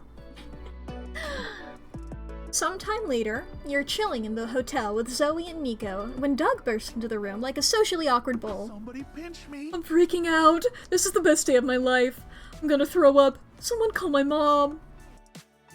There's a lot to unpack here. What's going on? I entered a raffle this morning thinking the prize was rare pogs, but it turns out it was a lunch with an actor named Keenan Reeves, and I actually won! Wait, is the other raffle still going on? How rare are these pogs? Can we focus? I'm about to meet a celebrity I've never even heard of, and I'm not at all prepared. I wrote some icebreakers down, but the ink got smudged, and how was you the weather is a good conversation starter? Meh. Sure, if you want the follow-up question to be, are you having a stroke? That's the power of friendship. Don't worry, Doug. We can help you. We'll make sure you have a great impression with the power of friendship. What should we do? Give him an earpiece and feed him lines, Cyrano style? Ooh. Actually, I was going to suggest I whip up some Doug cosplay and go in his place, but your idea's better. 15 minutes later, Doug's sitting across from Keenan Reeves while you, Zoe, and Nico watch them from the window with a walkie-talkie. Hello. It's really, really, really nice to meet you, sir. I'm Keenan. No, wait, you're Keenan. I knew that. My name's... I want to say Dennis. Uh-oh, he's dying out there. Don't panic, Doug. Wink at him. Cool people are always winking. Can Doug wink? Does he even have eyelids? Oh, good question. Psst, Doug, do you have eyelids? Zoe and Nico are many wonderful things, but good wing people is not one of them. Feed Doug some lines so he makes a good impression on this celebrity. This is your chance to make up a cool backstory for Doug. Feed him an alternate biography through the earpiece. Honesty is the best policy. Confess you're pulling a Cyrano. It's bound to be a great icebreaker as well. Yeah, let's go for it. Ah, this is this guy here. This is our previous guy here. So, I'm sure you know plenty about me. Tell me about you. Okay. Little known fact about me. I have 3 friends who are giving me conversational advice through an earpiece. What? Wait, what? Not cool, guys! Whoa. An earpiece? Really? Yeah. It's hard to see because I don't have actual ears, but it's there. Can't believe this. I also have 3 friends giving me conversational advice through an earpiece. Really? Yup. They're hiding in that bush behind the window. Look, they're waving hello. Oh shit. They are right next to us. How did we not notice that? So that's who kept kicking my lid. Sorry I deceived you, but I was nervous. I've never done one of these lunch with a fan things before. I was worried I'd come across as an unrelatable, out-of-touch big shot. Oh, Keenan, you didn't have to worry. How could I not find you relatable? You're doing the exact same thing I'm doing. Haha, true. Earpiece twinsies. Well, you know what? Revealing the Cyrano trick actually gave Doug an excellent material to bond with Keenan over. And now that double Cyrano is out there in the open, you and Keenan's other 3 friends also participate in the conversation.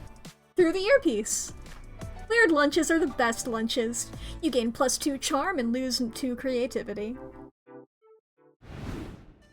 Time to get some fresh air, baby.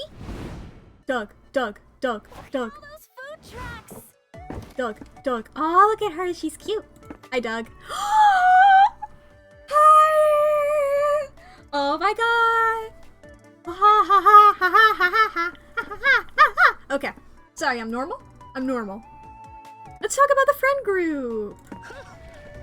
It's the best friend group ever, isn't it? Feels like I'm in one of those fanfics where the average show main character is hired by a super famous boy band. You mean to imply our friends should start a boy band? No. But they're all so ridiculously talented, and some of them even famous. Can you believe that? How do you even process that I'm buying blind boxes with Liam, who's like the best yaoi mangaka and probably the smartest person ever? Or hanging out with Nico, who aces any cosplay they try. Sometimes it feels like I'm hanging out with characters from some of my favorite movies, anime, and video games. Whoa! And that's even without shapeshifting. When you put it like that, it does sound as if Nico's all like, "This is not even my final form." Right? Then my friend since forever has become an idol and an influencer? Dang, April just excels at everything she does. I've always known this, but I will still keep getting mind blown every time she succeeds, which might eventually reduce my mind to smithereens. And Zoe? I couldn't be prouder of her, Mack. I always knew her fanfics were simply the best, but it was about time the rest of the world knew. Doug, you say the most beautiful things about your friends. Aww. It's just true. And finally, there's Omen, who's trying so hard to change their ways. It's truly admirable. It is commendable, but I gotta say, I think I saw them stabbing someone the other day. Matt, come on! Imagine if you were in prison for more than 100 years and then thrown into a new world you barely understand. Well, I've heard I'd say stabbing someone the other day is still a solid A- given the circumstances. And getting an A- on your first try is essentially an A+ at first tries, right? Exactly! I just feel so lucky to call all of them my friends. Aw, Doug. You know what? I feel extremely lucky to call you my friend. Doug blushes a bit, and then proceeds to explain everything he admires about you. It warms your heart with the power of 100 hugs. Aww. Okay. More comics. It's almost time to find a date. But first, it's almost time to publish your comic! Now's your chance for one final brainstorming session to polish it. Okay, what's legal but should be illegal? Telling people Santa isn't real. People deserve magic in their lives. Getting a tattoo of someone else's mom? Just get a tattoo of a skull. It's cooler, and you can always pretend it's the skull of someone else's mom. Misusing internet slang. If you're not in on the joke, don't even try. Stealing someone's identity. Nothing is as attractive as being yourself. Except maybe being someone more attractive. I gotta rethink this one. I'm gonna go with Santa, because this seems the most Doug answer. Okay. Underrated activities for a third date. Punching cherry blossom trees until they blossom just for you and your date. Practice for the test you gotta pass to get your kissing license. It's a thing! Reading Chapter 53 from Don Quixote's second volume, a truly thrilling page-turner. Or studying contraception. You'll look responsible while also hinting that you wanna fuck. That's really funny, we'll go with it. We're getting nerdy. Time to get back to the con. That's my title now. The smart ass. Alright. Go to the merch hall again. You check out the stands and buy a few comic books. They give you a free tote bag. After that, you buy a couple of prints from an artist. You get another tote bag. And you buy a cool tote bag, and they give it to you inside a free tote bag. You gain +2 charm from all these fashionable and free tote bags you have now. If only you had something to carry them all. Later, you're finally spending some one-on-one time with Doug in the merch hall, and it's going great. Except for one thing. Everything is so friend-shaped. You've got no idea if this is a date or not. Hey! Hey Mac, check out this giant slushie. I got us 2 straws so we can drink it together. Like, that's pretty date-like, right?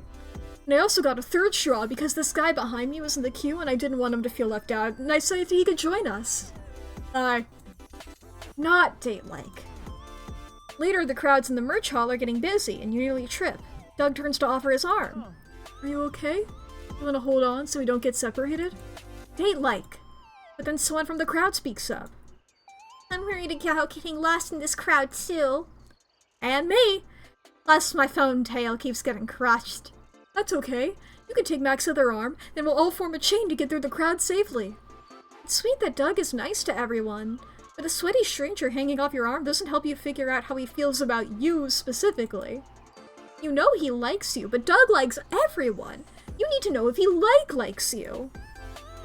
There's got to be a saucy con activity you can do together that will let you find out how he really feels. Oh boy, I'll ask him to help you choose a Dakimakura. It's a nerdy version of lingerie shopping.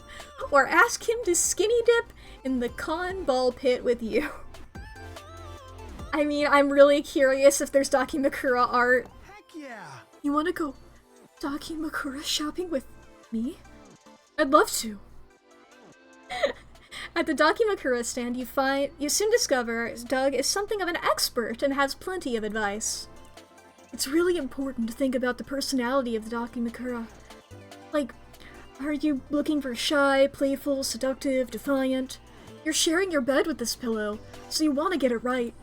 It's also important to consider dimensions. I'm a big guy, so I usually go for the XL, but some might find that a bit too much to handle. Yes, please. I mean, I can handle big, please. Oh, and another tip is to always try before you buy. Dakimakura stands usually have a testing bed in the back. You want to pick some for us to take back there? You do! You take a small selection of the testing bed and lay back on your sexiest pose to ask Doug what he thinks. Maybe try and move your arm over a bit more? Let the pillow support your weight. Actually, do you mind if Doug slides into the bed next to you and gently guides you into position around your Dakimakura. Bring your knee up and get in close. That's it. Ready to try by yourself? I don't know. Think you can keep guiding me a little longer? You only realized you'd both fallen asleep with him basically spooning you when the irritated Dakimakura stand owner kicks you out. Worth it! You gain +2 charm, lose -2 fun. I know the map by heart. Well, I mean, if we're losing fun, might as well. At the community zone, you find several 5D chess matches going on at the same time. Time to prove your smarts to this whole con. You play 5 matches at the same time. You make fast decisions going from chess table to chess table. Everyone's impressed. Until they realize you lost all chess matches in just a few moves. Well, you may have gained 0 smarts, but you surely gained +2 fun. Then you get a text from Doug asking you to play a video game with him. You two have gotten closer lately, so it's exciting to spend some one-on-one time together. Hey! Oh shit! Hello? Sorry, I'm normal. Okay. Hey, Mac. Sorry I texted you out of the blue. This was a completely spontaneous decision. By the way, the fridge is full of your favorite snacks and I warmed up your PJs with a hairdryer so they're nice and comfy. Oh my god! Make yourself at home. I'm gonna go, pick out the game. You can't help but notice that Doug is shaking like a bowl full of jelly. More than usual, even. Is everything okay? Yo. Yeah! I'm just excited. I've wanted to play these games with you for a while, and I just hope you like them. What games are they? Well, they're multiplayer games that involve cooperation, mutual trust, and semi-nudity? Are they erotic or something? Kinda? But we don't have to play them. I've got other games if— No, I'm down. Let's play the sexy games. Really? Yay! I wanted you to have options, so I picked out a few games. Which one do you want to play? Woo! Oh yes, chef! A sexy co-op a sexy co-op cooking simulator. or smash your bros. Now we did witness the, that whole fight going on, that whole battle there. So I'm more intrigued over here by oh yes, chef? Okay, cool. This game is kinda high intensity, but I'm sure it'll still be fun. 15 minutes later. The cream, Mac! The pies need more cream! I'm craving as fast as I can! No, our customers are leaving. We're gonna get a low score. Focus, Doug. You can't get performance anxiety now. We haven't even reached the climax of rush hour. I don't know. Maybe I'm not as good a chef as I thought. I should just turn in my checkered apron and thong. Don't say that. You're a necessary part of this sexy bakery. You really think so? Yes. Maybe you make a better top? What do you mean? How about you go to the top floor and churn the cream while I go to the bottom floor and make the pies? Really? You'd let me cream? Doug, it would be an honor to let you cream my pies. Okay. You and Doug managed to turn a very sexy profit at your virtual bakery. You spend it all on +2 creativity and -2 boldness. The fun starts now. My boldness is at an all-time low. I'm easily pushed over. The fuckable! I need to check on that so many times. It's just, I love the different titles. Okay. Now let's go to the hotel and outdoors. You're in front of the hotel wasting time. The taxi stops right in front of you because why else would you be standing there doing nothing? You're too embarrassed to tell the driver, so you get in and he takes you for a ride. Oh, this city's great! Skyscrapers, several neoplasticism museums, suspicious holes in the ground. No wonder they said the gone here. This is truly one of the top cities worldwide. Too bad those aren't locations in the game, so there's no art of them, but you can imagine them in your head and gain +2 creativity in the process. Later, you're having a lovely time playing cards with Omen and Doug in the hotel room. Hello. Man, I'm getting hungry. You guys want to order room service? Room what? Room service. You order off a menu and the food gets brought to your room. You can just request food into the ether and have it delivered to your door. I take everything back. This modern era fucks. Get me a bottle of wine, 2 helpings of caviar, and 4 steamed lobsters. Tell them to make the lobsters kill each other in claw-to-claw combat to ensure that I am only served their strongest specimens. You and Doug place the orders, and 30 minutes later, a bellhop arrives. I've got wine, caviar, and lobsters for the undefeatable Omen, and a Caesar salad for Danny. Well, Oh, thanks. This looks delicious. Doug, I know your name is not Danny, and you did not order a Caesar salad. Oh. It's fine. I'm not gonna make her go all the way back to the kitchen and get me something else. No! You must stand up for yourself! You cannot go through life being a meek, squishy, goody-goody to be walked over! That's what slimes are best at. If you're not... Well, I shan't allow it. I'm going to bring the bellhop back. When we return, you had better be prepared to demand the correct order or unleash your wrath. No, I'm so bad at confrontation. Can I just hide in the shower until the bellhop leaves? No way! But Doug looks like he might pass out, so you'd better give him some advice on confrontation before the bellhop gets back. Write a script for Doug to follow. Write some lines for the bellhop, too, just to make absolutely sure this goes according to plan. Or find compromise. Doug can keep being hyper-polite, but he must end his statements with, or else, to assert some dominance. I want to write a script. You write the script, and Doug feverishly memorizes it until there's a knock on the door. Listen, wench. You are going to read the cue cards Mack is holding behind my good friend Doug, or I'm going to bury this knife into your kidney. Good evening, sir or ma'am. You seem to have gotten my order wrong. I'm deeply sorry, Doug. I'm ashamed of my misstep. It won't happen again. Wait, so you do know my name? How? Shit, that's your bad. Writing a script in 30 seconds is harder than it looks. What do I say now? Come up with something unless you want to spend the next 6 months shitting into a colostomy bag. I forgot how to pronounce that. Because, everyone on staff knows you, Doug. You're the handsomest guest at the hotel. Wow. Wow, what an honor. Anyway, please bring me the Wagyu burger I ordered, and also some fries from my friend Mac, who didn't order earlier but is getting kinda hungry. If you don't mind, of course. Yeah, sure, better that than kidney failure. What? Sorry, wrong voice, what? I mean, anything for my favorite customer. I'll be right back. Exit stage right. I wasn't supposed to read that part. Excellent work, Doug. That conversation was both smooth and natural. I'm proud of you. Aw, thanks. Guess all I needed was a little push. You all soon enjoy your delicious room service feast, gaining +2 creativity for your scripting skills, but losing -2 boldness. So many places to go. Let's go to the main stage. How to add loot boxes to your game. Don't.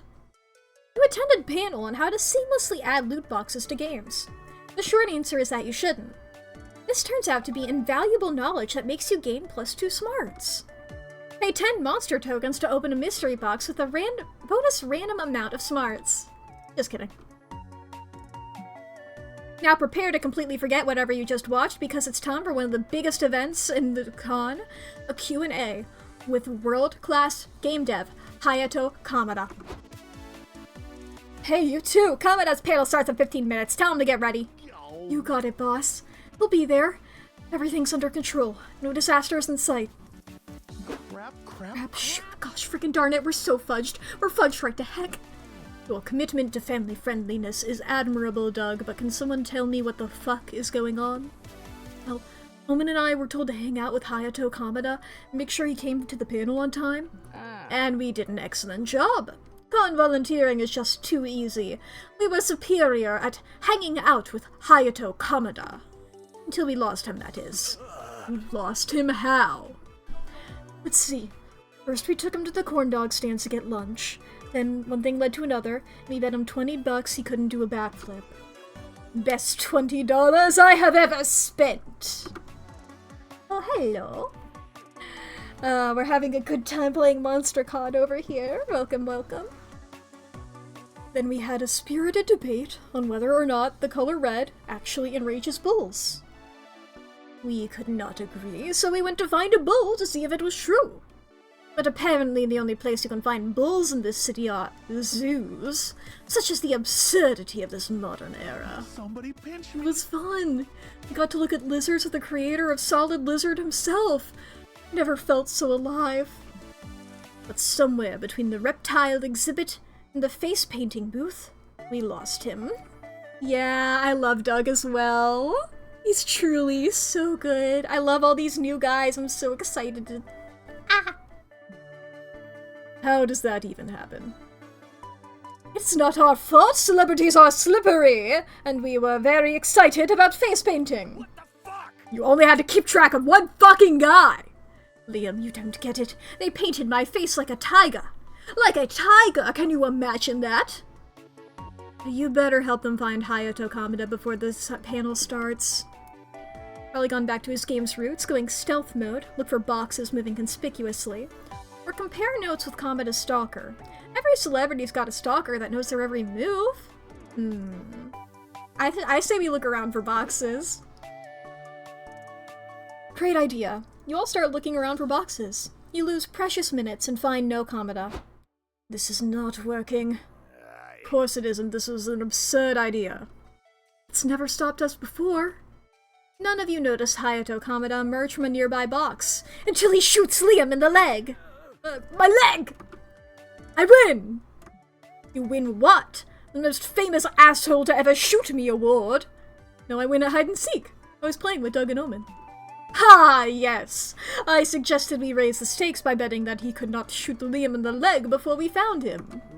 This is the best $40 I have ever spent. Right, gosh, how did I forget about that? Do not berate yourself, Doug. Today was an eventful day, and being a volunteer is stressful. True. Stress is the real stealthy killer, isn't it? No, it isn't! Maniacs hiding in boxes and shooting people in the leg is! I fucked up his voice, whatever. This was awesome. Thanks for doing this with me. Lately all my games are about carrying boxes. I forgot how fun it is to hide inside a box and to shoot people. I'm so glad you had fun, Mr. Kamada. We can play again anytime you want. What? No!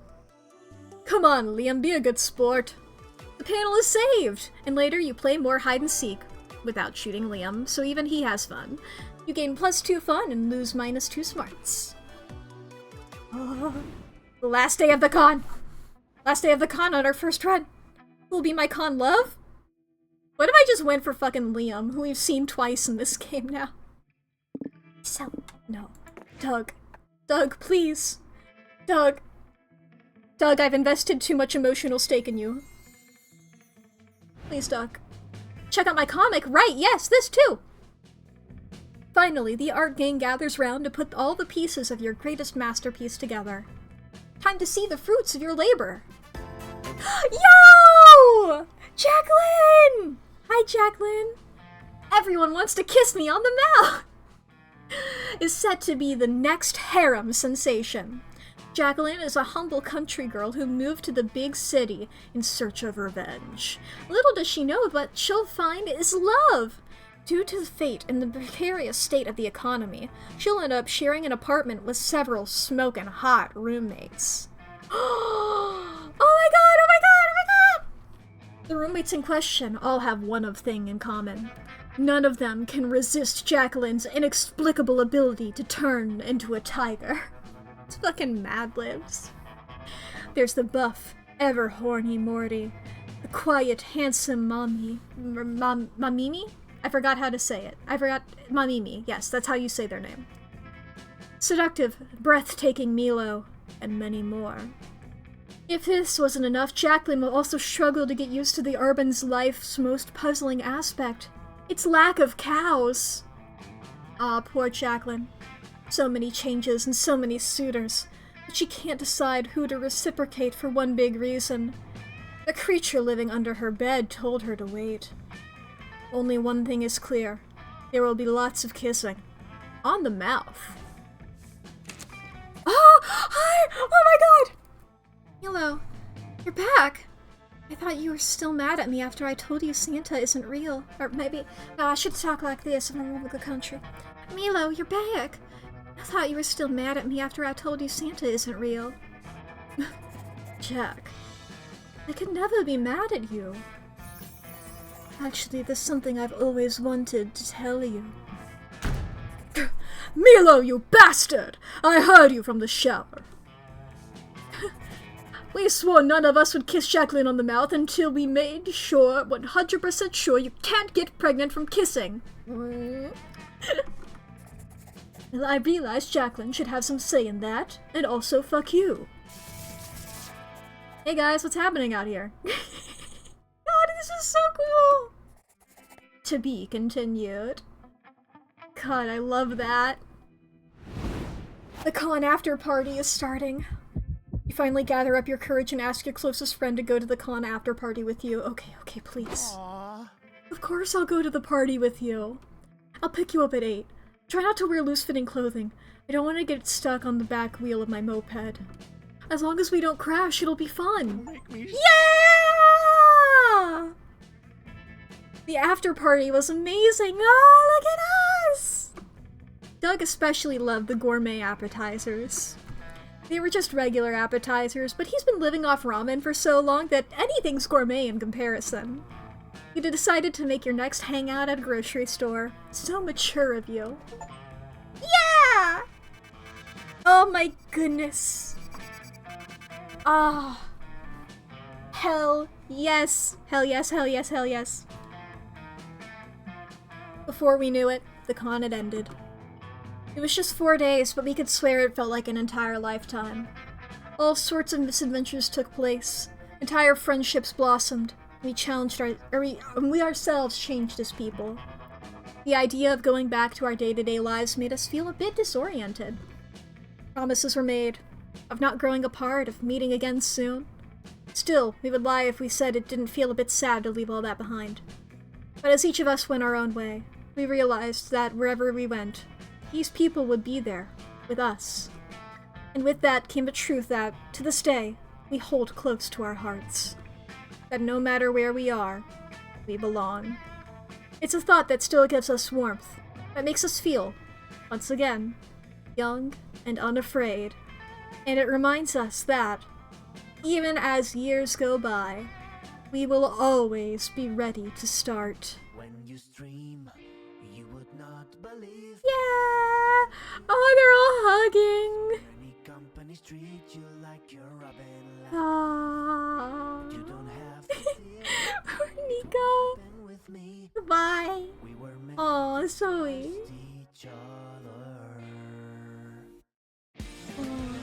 Yeah, Doug is opening up cards! Little idol dance! Of course! Ah! Oh, God, I love all these little guys. Yo! Donation blood. Liam. Yes, yes. Whoa. Oh, we saw that. Yo, oh my God. All these fucking guys. Oh, there's the Ronin cosplay. Yep. God. I'm so excited to see some of these other things happening. Oh, these guys.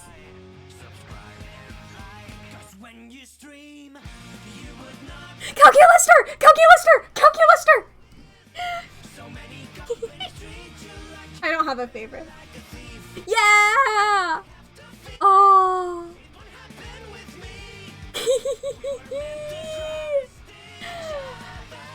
Oh. Hell yes.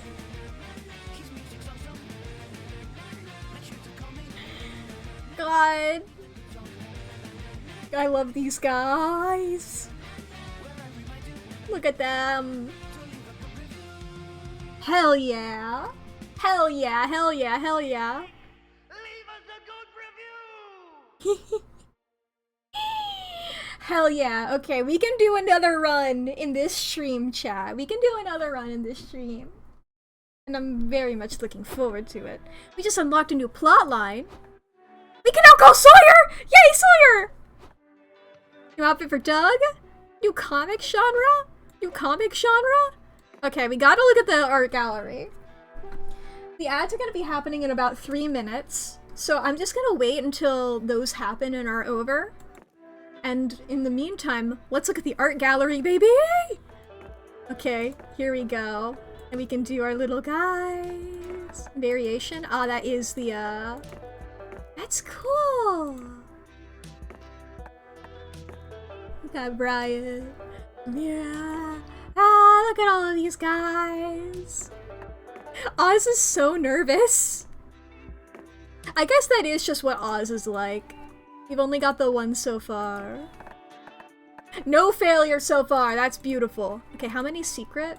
Oh, 3 pages. So 22? Whoa.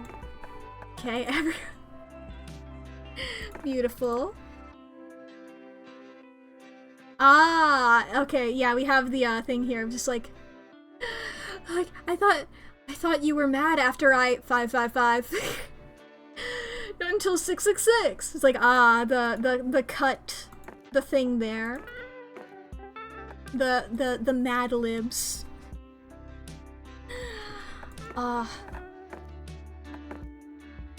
Where's a little background so far? Oh my god! Truly, the art of this is so beautiful. I love these. The true expression that was captured on this tiger's face. Immaculate, you know? Wow, wow, wow. Oh yes, chef. There we are with the beautiful olive there. As well as Smasher Bros. Okay, those are the ones that we've got there for regular. We have standard. Okay, I don't want to spoil those for me yet. Because I want to play as all of the characters. Wide? Yeah! Is this the guys? Okay, yeah, I figured. I can look at these. Oh! Ah. Not sure there's any thoughts on that tiger's head? Yeah. Look at our little guys! Look at our beautiful guys! Ah. Okay, I'm gonna keep looking at this. The ads are going to happen in about a minute. So, in case you're unfamiliar, we do 3 minutes of ads every hour. That is so that we are able to pause the game and nobody misses out on anything for those times. And also we just get them out of the way all at once, and it gives you an opportunity to take a break. Because maybe you've just been on the internet for a bit too long. When was the last time you stood up? When was the last time you did a stretch? You need to go to the bathroom, grab a snack, get something to drink? When was the last time you saved your files? Have you taken your meds today? How's your posture doing? It's a good time to check in on yourself and make sure everything is alright. You guys aren't gonna miss out on any gameplay. I'm just gonna continue looking through the gallery, and so you will unfortunately miss out on that, but I mean, whoopsies. That's the bonus you get for being subscribed, I suppose. Aggressive self-care.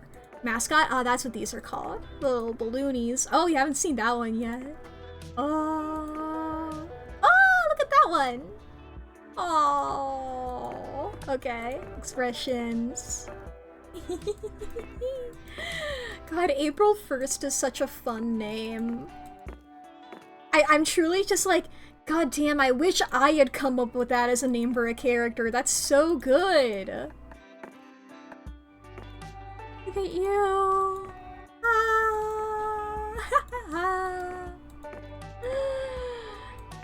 A good roller derby name. Okay. Got our standard one here. Doug Campbell. There needs to be a warning before this one. I'm normal. The shorts. Truly, his shirt is open. I don't know why that one is just like, you know? Aw, little guy.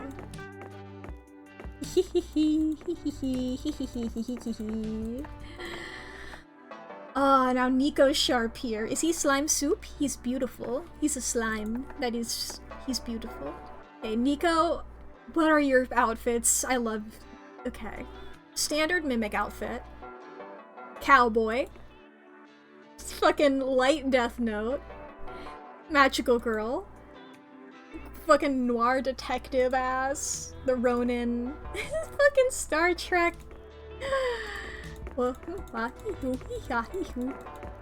know, I love this one so much. These little guys. These little guys.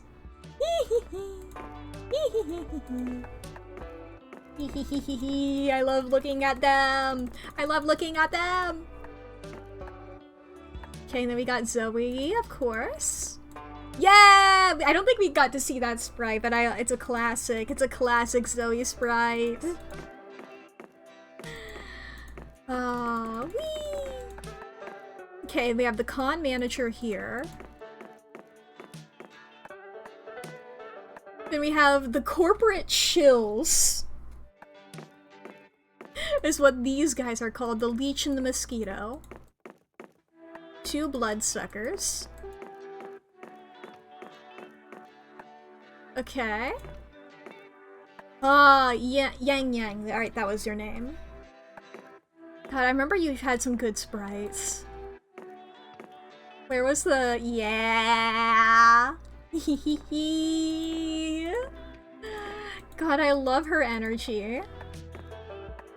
Yes, this guy, the journalist! I got caught so off guard by that guy. Yeah! Mummy me? Never ran into you, but classic. I still love your design so much! And Milo Belladonna, Milo Belladonna. I love Milo. Okay, Riz, right, that was your name, who I'm assuming is a banshee. It says Stream to Scream on their shirt here. Looks banshee-like, right? God, the fucking pog face is beautiful. Okay.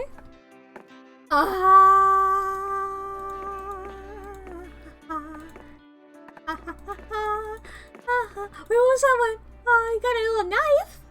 Oh, it's a knife from your head. Took a knife out of your skull. Okay, yes, I had a feeling that there would be a million billion of these. We got Libra. I know it said 6 out of 12. I'm just like, damn. Wonder if mine'll be in it. Ah, and there's our little guys. Mira. I did remember her name right. Okay, I don't know why I wasn't confident. Little guys, little guys! Con manager, corp leash, corp mosquito, yang yang journalist, Mamimi, Milo Belladonna, Riz. Here's April Fan 1, Congoer 3 and Congoer 4, Cosplay Garfield, Jacqueline Kamada, Keenan Breams, Emily Slate, Gordy, Orc Guy, RPG Ranger, and RPG Wizard. The little Liam Caramel dancing there for a split second. Alright, let's go for another go. We're gonna do another round. I'm just one guy. We'll do retro this time. Okay. We will skip that this time. We'll just go for Brian this time now. Custom name. Mack again. Sure, let's go. Sure, let's go indeed. Yes, yes. Okay. Things that we like. Things that we like. Okay, I'm trying to think of, like, now, who we want to go for this turn. I feel like maybe... Maybe Omen? I feel like their color schemes will go well together. That was not a thing I was thinking of in the slightest for the first one, and truly, like, they were together, I was like, man, their color schemes are too close, but I feel like... Oh man, actually I think... Yeah, Brian goes with everybody. An April or a Nico. I want to go with everybody at some point. I'm playing this again on Thursday. I guess, you know what, we'll see who we show up with. I'll just answer this against Truly again. Documentaries with jump scares. Sorry, I hadn't read that before. Okay, I won't choose ones that I chose before. Let's see here. Things that are true. I do love tier lists. Things that are true about me. I love when a character does have main character syndrome. That is fun. And theoretically, I love DDR as a exercise. I don't have access to it. I would love that, though. Top 3 villain archetypes! Okay. Oh. I mean... I do love just the fucking crazy guy. Crazy guy's so fun.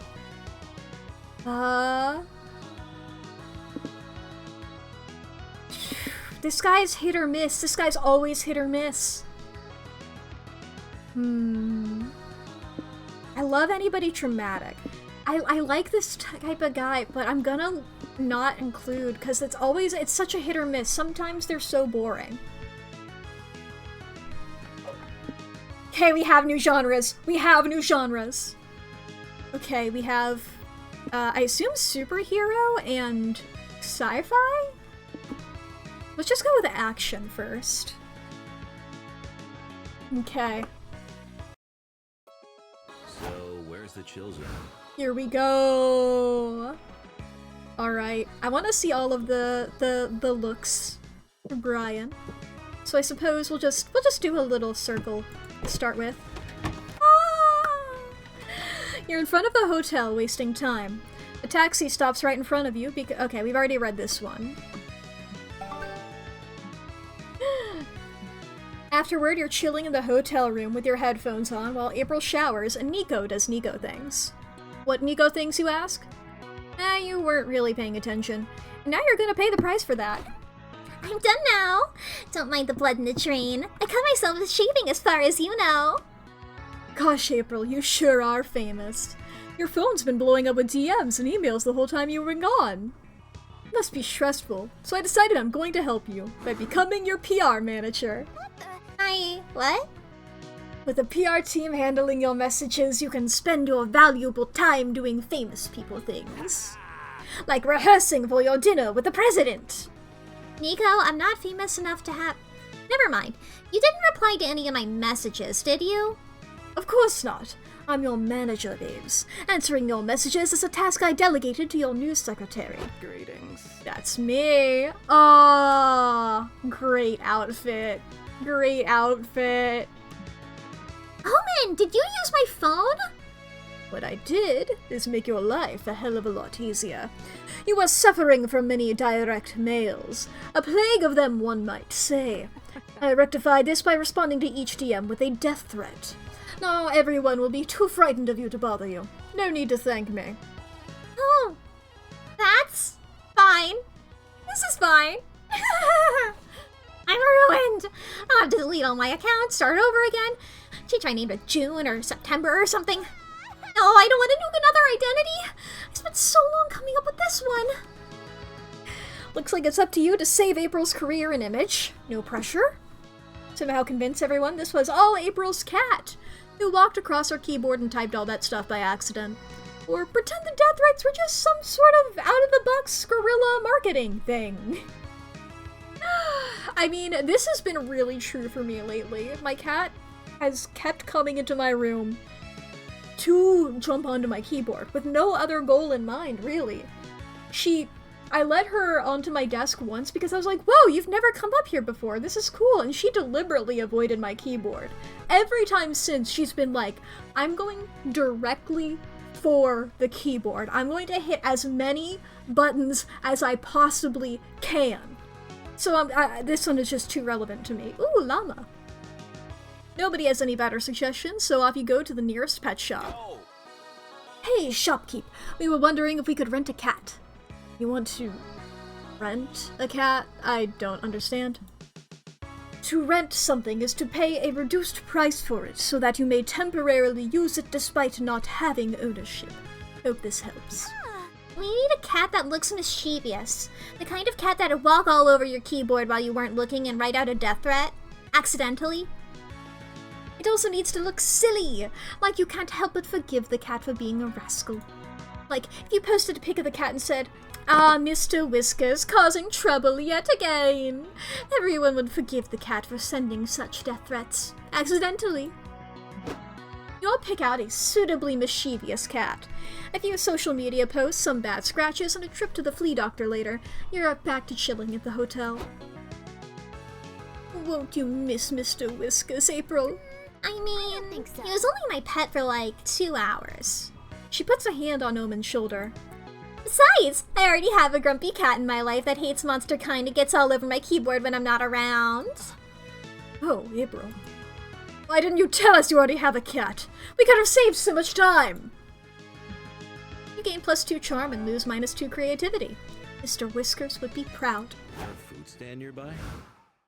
Alright, let's go to the main stage. Okay, we got this again, but look at it. Aw. We're so invested. Now you, April, and Nico are in line to get autographs from Rush Richards, geek rock musician extraordinaire. Nothing can possibly ruin this day. I come bearing bad news, everyone. Rush Richards has failed to show up. Today is ruined! Fear not! I was instructed to handle it. So I paid a drunkard $1.50 and a hot dog to sign autographs in Rush Richards' place. That sure is a creative solution! Isn't it? How strange this new life is, that I find myself playing the hero for a change. Does the drunk guy know how to mimic Rush Richards' signature? I don't know, but I saw him doing a pretty good air guitar impersonation in the parking lot, so I deemed him, as they say, legit. Sounds legit to me. Arigato, Omen-senpai! Yep, it's the perfect solution. Until the real Rush Richards is showing up saying his limo was late. Sir, will you get out of my chair? You're getting day-old tequila smell soaked into the fabric. Who gives a shit? I'm not moving until I get my hot dog. half a hot dog. I'm sorry, but you can't be here. These people are here to get an autograph from Rush Richards. That's me, not you. Big whoop bub. I'll give everybody here 2 autographs and a shot of tequila. Wow, 2 rushes? It's like I'm seeing double. How will we know which is the real one? You know what Rush Richards looks like, right? Because he's nothing like that other guy. Stop trying to take my heroic moment away from me. I already solved the situation. I will not unsolve it. The drunkard stays. What a pickle. In Rush Richards' favor, he's actually Rush Richards, but the drunk guy's giving out free tequila. Who should get to stay? Let the audience decide by subjecting Rush Richards and the drunkard to the oldest popularity test ever. Fuck, marry, kill. You're all here for an autograph session, so it only makes sense that whoever has the prettiest signature gets to be the celebrity. I mean, it makes sense. Who's got the prettiest signature? You give Rush Richards and the drunk some headshots to sign and sit back to do your favorite thing. Pass judgment. No matter what happens, I just hope both competitors have fun. You have to win, Rush. I can't live in a world where fame is so meaningless that any of us can be replaced. Rush Richards and the drunk have both hand in their final signatures. You and your friends study them, and after much deliberation you decide. Oh, both of these signatures are ugly and illegible. Wait, look! The drunkard drew a penis next to his signature. And testicles, too! So? Well said, Omen-senpai. The penis is funny and kawaii. It's got cute little veins and everything. Then we are decided. The drunkard stays. And may he draw inappropriate anatomy on all of Rush Richards' headshots for generations to come. Oh, okay. Glad we solved that. Jeez, I guess flame is fleeting. Fame is fleeting, not flame. Fuck! I'll probably be replaced by a drunkard one day too. Everyone's jazzed to get their autographs jizzed on by a noodle dick. You get +2 creativity and lose -2 fun. My turn already? Okay. Alright, let's go to the lobby. Ooh. You're roaming the con lobby when you notice a streamer right in front of you. Is it me? You turn around to avoid the camera, but there's another streamer right behind you too! You're caught in a streamer crossfire! Fuck! You're technically in 2 places at once. You feel imbued by the power of omnipresence. Or at least, by presence. Then one of the streamers leaves, so you're just a rando in the background. Still, you've experienced twice the power of any mortal, which gives you +2 boldness. You're roaming around the lobby with Nico, April, and Omen. You bump into a lot of cosplayers, and one unlucky cosplayer bumps Omen's head. How? Who is responsible for making me say ow like an idiot? I demand satisfaction! He's fucking Yami Yugi. And I love her. I'm definitely just a normal person outfit. Sorry, didn't see you there. It's these angel wings, It kind of obstruct my view. As the cosplayer turns around, he hits April with his wings and, ironically, sends her flying. Ah! I'm sorry, I got these wings very recently. I'm still learning the ropes. Ha. Classic cosplay rookie mistake. Wearing accessories way above your skill level. Took me years to learn how to handle this Kubikiri Bocho. And how to pronounce it. Well, I got it now that I can read Kubikiri Bocho. You heard the mimic. Now remove those useless limbs unless you want me to remove all your other limbs as well. Can't do that. I'm Metatron, God's most loyal angel and messenger. Now shalt thou take my wings, bask in their glory, for they are canon! Metatron flaps his wings and hits Omen in the head. Fine, you've made your choice. Where has April gone? I need her purse gun.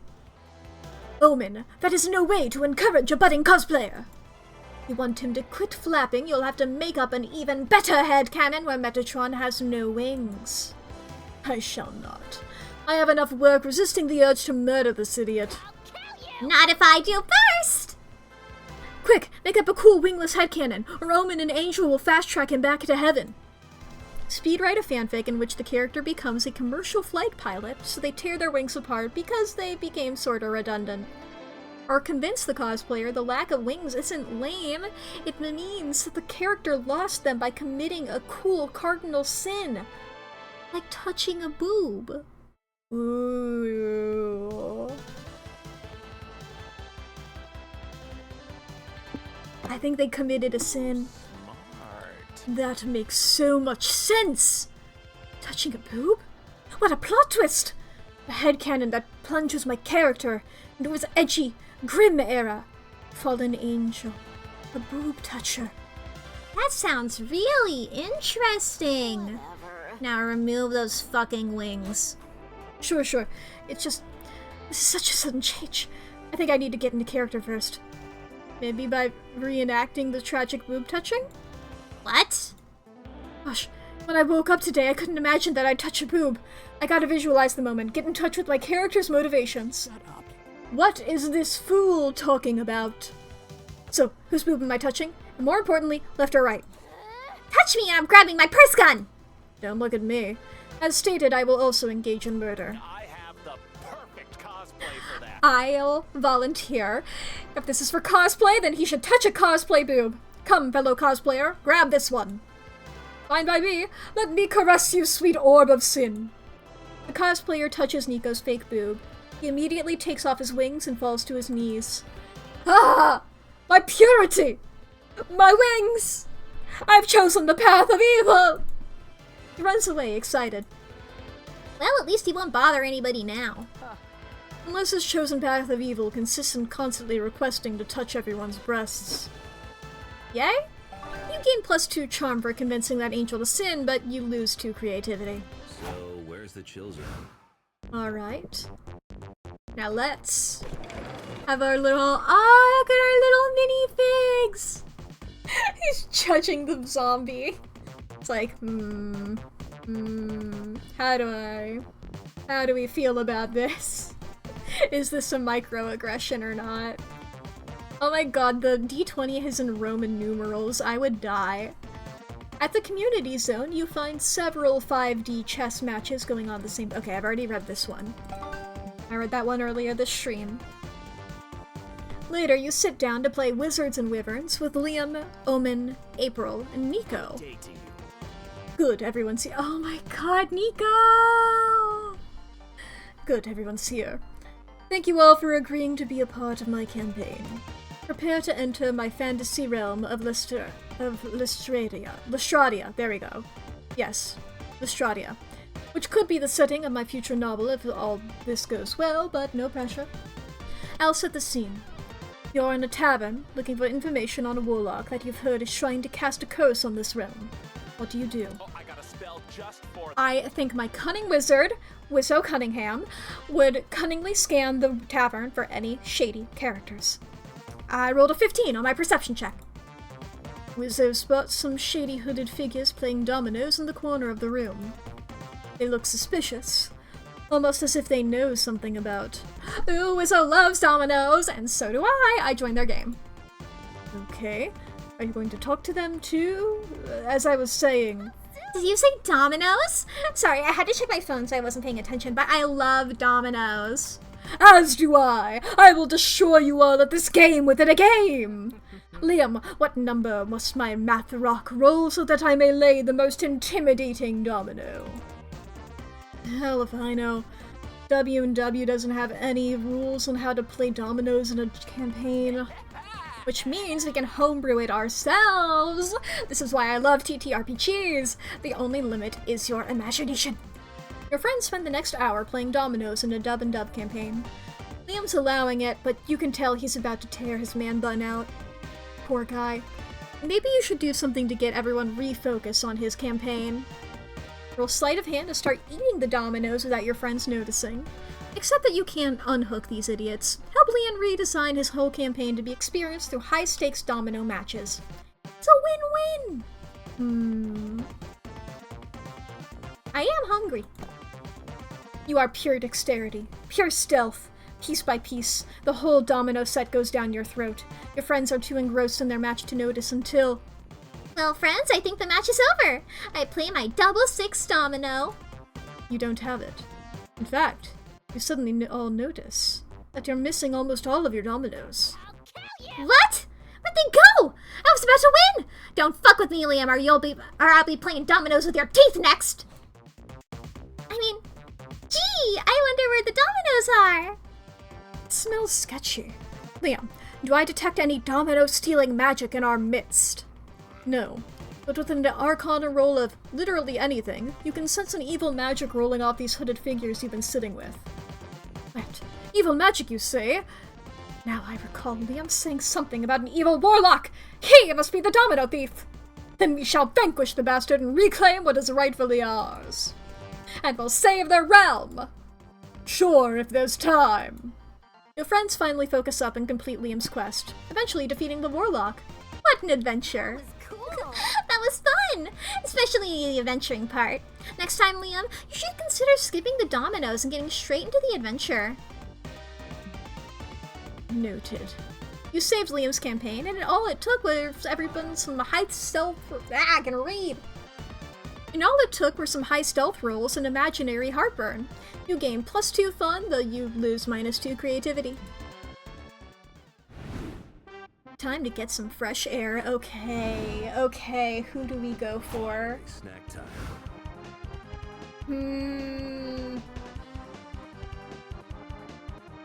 God, I love all of these freaks!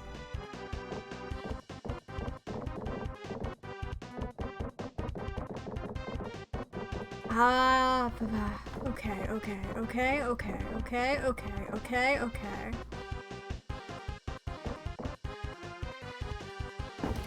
I think I'm maybe Nico. Maybe Omen. Maybe Nico. Maybe Omen. Maybe Nico. Maybe Omen. What if I flipped a coin? If I wanted, I could pivot to Zoe, who I haven't seen once. True. It's like, I want to meet all these new guys. I love Zoe, and also I like Liam, but, you know, I've been with them a million times in previous games. Let's go with Nico. Wow. I mean, I've just been going with the top option every time, so... Wow. You and Nico go out to a fancy restaurant. Nico arrives in full Naruto cosplay and explains that after dinner they're going to their Chunin exam. You decide to come along, mostly out of curiosity. It turns out that the Chunin exam is a lot of Nico screaming and punching the air behind the restaurant. You offer to be the exposition character in the stands commenting on the match. You're supportive like that. Aww. Okay, we're writing our mangas. Now it's time to take a break from your real life and brainstorm fictional shenanigans. What's something that stirs fear in your soul? The ghosts of all the big surreal artists of the earliest 20th century. Math. Wolves with big, menacing dogs. Wolves with guns for legs. Okay, what's scary? I mean, I'm just intrigued by the ghosts of all the big surreal artists of the early 20th century. Okay. What's something you'd do to impress everybody at your wedding? Reveal your most niche fetish in painful detail. Compliment everyone's hats. Solve the Hodge conjecture, a major unsolved problem in algebraic geometry. Or kill a walrus with your bare hands just because. I want to compliment everyone's hats. It's important.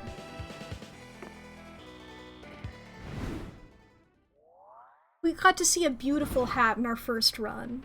Is there a food stand nearby? Alright. Oh my goodness! Hell yeah! You find some teenagers selling their own fanzines. Aw, so cute! You check them out and they are... awful. As far as you remember, you had better taste when you were their age. To show them how it's done, you make your own zine right in front of them. What a mentor! Leave it on their stand so they can sell it. They don't seem to like you, but that awesome zine you get made nets you +2 charm. You April, Doug, and Nico are checking out the video game showcase booths. There's so many exciting demos to try. The demo for the Street Fighter of Streets 5 is out already. I gotta try it. Fighter of the Streets 5 is what I said. Actually, I was here first. You'll have to wait your turn. Don't worry, my viewers are putting F's in the chat for you all. Oh, that's okay. You know when you'll be done? Sometime between the next 5 minutes and whenever I feel like it. Cool? Cool. He seems nice. 20 minutes later. Senpai, I was wondering, when will you notice me and the rest of my friends still waiting for our turn to play? What's that? Can't hear you all over the sound of these combos I'm hitting. Get wrecked, bitch! Psst. Mack? This is dragging on a little long, don't you think? And I can't confirm nor deny that the guy's about to take a bullet to the back of the head, but it is a growing risk. So I think it'd be smart if you made him leave, just to be safe. Hit him with an axe, but like, the blunt end of it. You're not a total monster. He's not giving up the controller, you can always make him your controller. You full ratatouille. Ooh. I wanna go full ratatouille. Nico! Ooh, let me try. I'm an actor, I'm great at getting into other people's heads. You expect Nico to transform into a rat. They are a mimic after all. But nope, they just plop their big wooden... They just plop their big wooden ass on the streamer's shoulders. Hey, get off me, you ow! I think I'm getting the hang of it. This hair activates the arms, the hairs for the left knee, and the beard activates the nipples. Ow! I don't know. Nico, it seems the only thing pulling any of those hairs do is make him yell ow. Must be a glitch. Maybe I need to reset the controller's inputs in the settings. What settings? This person's settings, silly. I wonder how you can change this person's settings. I guess with brain surgery? I can help! I know I've got a scalpel in my purse somewhere. Yes, I'm itching to perform some amateur brain surgery. It's been weeks! Girls have all sorts of wacky things in our purses, don't we? You know it, sis. Now we'll start with an incision at the cerebellum. No way, crazy bitch, I'm out of here! Aw, dang. Now I have to learn a whole new controller from scratch. At least you can all play the demo without having to perform brain surgery, which is probably for the best. You gain +2 fun and lose 2 boldness. Can I see? The comfort zoner. Let's see here. Charm.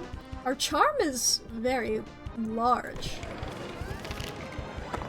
There's an auction going on at the community zone. They're auctioning the original notebook from Death Note, starting at 100 monster dollars. You could kill so many people with that notebook. You yell, 200 monster dollars. Everybody in this con is broke as fuck, so you get the notebook. Make sure no one steals it, you decide to write your name in it. Oh shit, you're gonna die. 40 seconds later. Nothing happens! Death Note isn't real, dum-dum. You've still had +2 fun by playing pretend Death Note.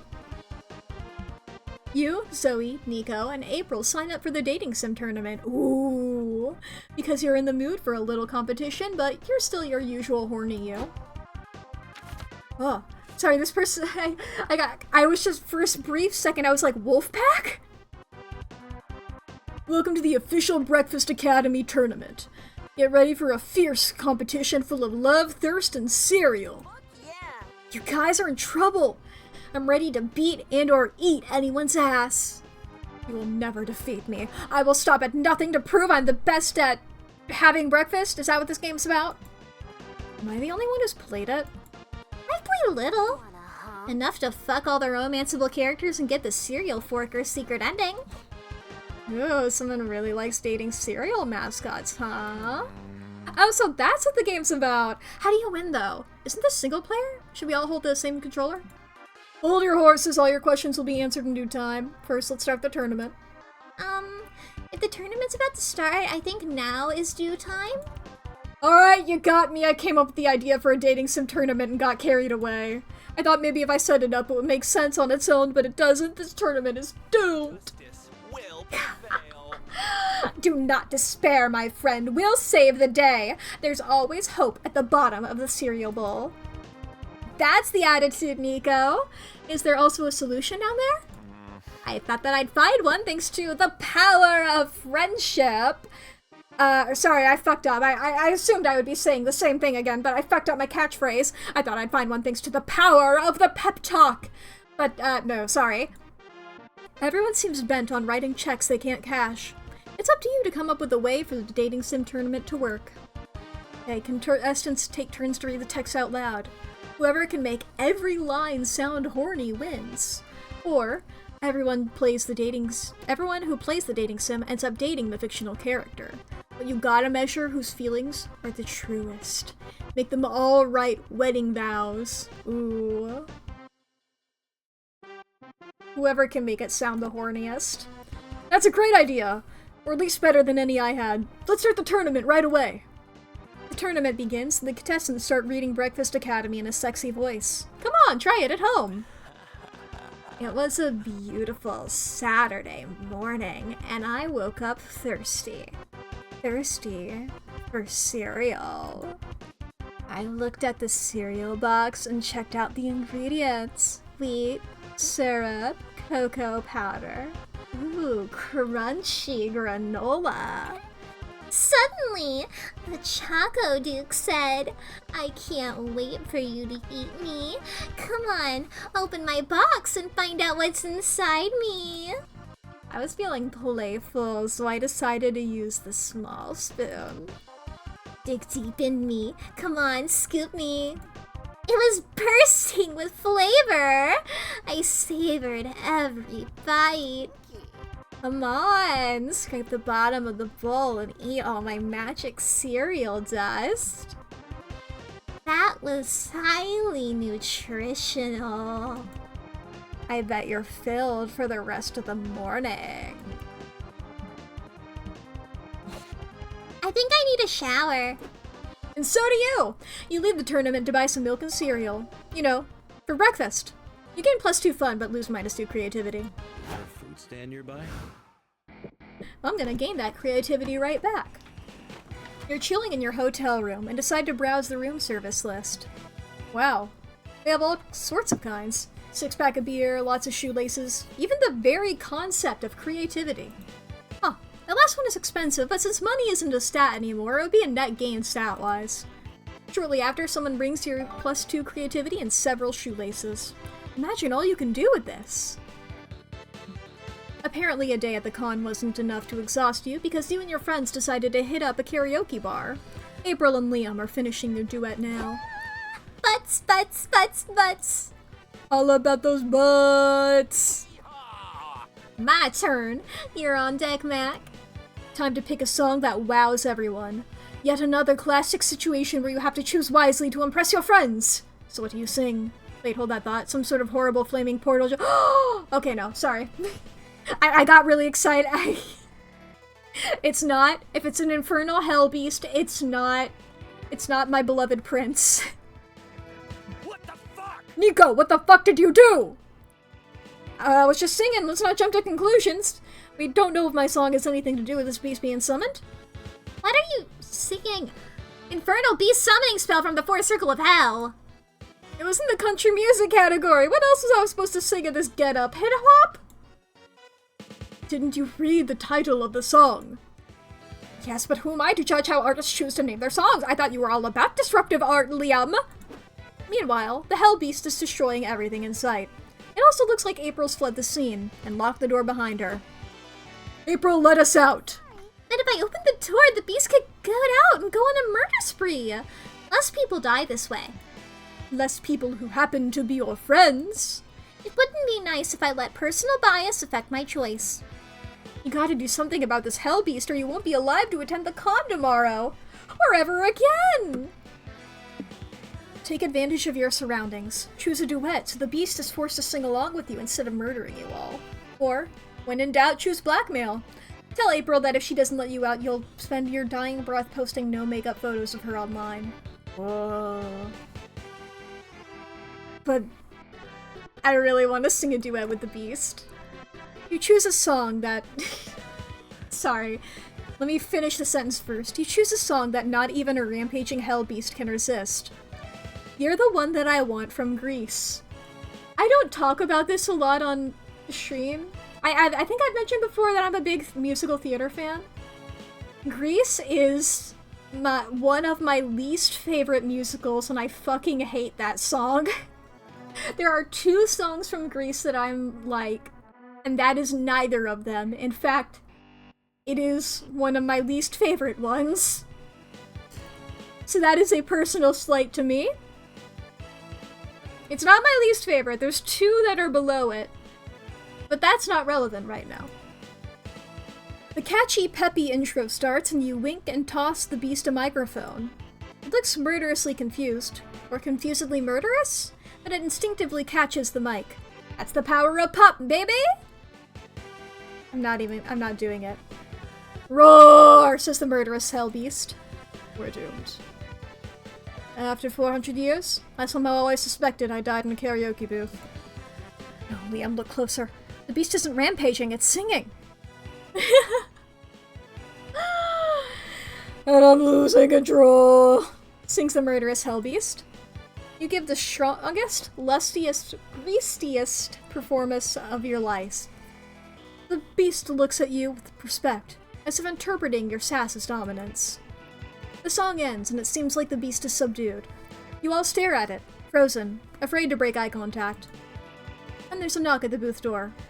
Are you all done in there? We have this room reserved, it's our turn. Yes, by all means, get in here! You all flee the room and block the door behind you. That was cool. Great job, Mack! You dominated that song! A compliment is the perfect diversion to make them all forget that I left them to die. What? I really did like his performance. It could be both. Hooray, you saved everyone's lives! You're so proud of yourself that you almost didn't hear the screams of those other people being mauled to death in the karaoke booth. You gain +2 creativity and lose -2 boldness. So, where's the children? They are. Okay. I said third. I feel like tied for second to last is Mamma Mia. I feel like those are both, I would say both third least favorite rather than both second, you know? Because the idea of Mamma Mia sounds really fun, I just don't like ABBA. That is just the unfortunate thing. Number 1 least favorite is The Greatest Showman, and I will leave it at that so I don't go on a tirade. Okay, I already got some creativity there. If I can get smarts, I can get boldness. I think I can get a bit more boldness. Walking around the lobby, you see a kid tripping over and scratching his knees. Stupid kids, when will they learn? Still, you take pity on him and try to comfort him. You tell him not to cry, for there are far worse things than scratching your knees. Things like war, or famine, or that time you forgot your pants at home. Fuck, why'd you have to remember that? Now you're crying too! After 15 minutes of bawling your eyes out, you decide to be brave and go on with your life, unlike this stupid wimpy kid. Way to go! You gain +2 boldness. Now you're trying to cross the lobby with Nico, Zoe, and April. It's chock full of people. You can't move through the dense crowd. Gosh, what a mess. What are we gonna do? Oh, I'm so glad that Zoe's Garfield cosplay made it. Such is the way of the Fear not, my young pupil. When the noble lion must pass through the galloping antelope herd, he patiently waits for an opening. Like now! Sorry, that wasn't the right moment. It's now! Oops, another false alarm. Any minute now. 56 minutes later. Now! Nope, that wasn't the one either. Now! Darn, that's not it. How long is this gonna take? Just a heads up, I'm getting very thirsty and mildly homicidal. It could be a while. I was once stranded in a crawling crowd for 6 hours, surviving on floor peanuts and secondhand sweat. You drank sweat? That's disgusting! Hey, it works in a pinch. There's sweat everywhere at a con. Look, even you're sweating. No, I'm not! I'm April 1st! I'm too cute to sweat! April, it's hot in here. We're all clearly drenched in sweat. Not me! That's not sweat, it's water! I've been cooling off like this! April snatches the group's last remaining water bottle and dumps it all over herself. See? Just water! Ah! Well, dehydration is definitely going to be a problem now. So is April's mental state, by the looks of things. You better do something. When you need rescuing, you're supposed to deploy a flare gun. You only have a real gun, but that's probably close enough. Or, float the idea that one of you could volunteer their blood for the others to drink. Fun fact, blood is full of nutrients. I'm shooting a gun. That could work. Do you have a gun, Mac? Well, I don't personally, but I assume April has one. Who, me? Yeah, I think I saw a gun in April's purse when I was looking for a gum earlier.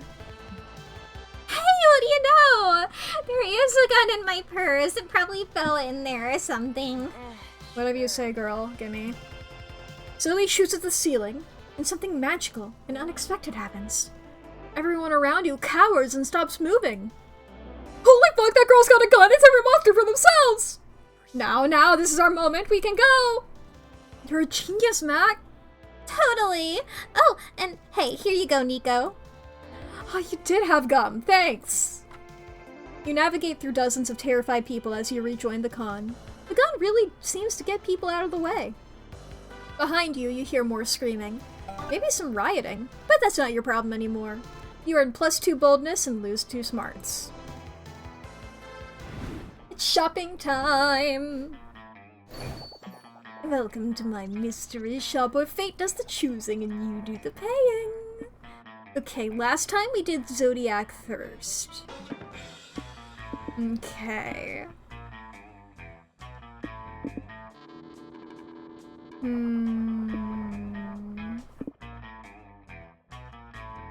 Let's go with Buff Bugs. I think we're gonna go with Buff Bugs. What we got? Come on, something good. Caterpillar. Every turn, the amount of your stats change randomly until you choose a location. Oh, that's crazy. Ah, good choice. Only a true connoisseur would pick my best item at random. Okay. We get to work on our comic a bit more now. Map really inspired me. Yep, comic time. Alright. Why did you choose your current character? I made a bet while I was drunk. Or why did you choose your current career? I can read. Made a bet while I was drunk. Great prospects for a good dental plan. Not true. They gave away a cool t-shirt if you joined. To get laid. I'll say the cool t-shirt. My creativity grows. You hope to never go to prison because of this. Crimes against color theory. Illegal drawings of people kissing. Stealing someone else's poop. Accidental murder. You want your murder to be on purpose, preferably? Illegal drawings of people kissing. Okay. Now, I feel like things are going to be happening over here in the corner. Yup, okay, yep, things are happening. And we're not gonna worry about it. Actually, I want my creativity and charm to be better.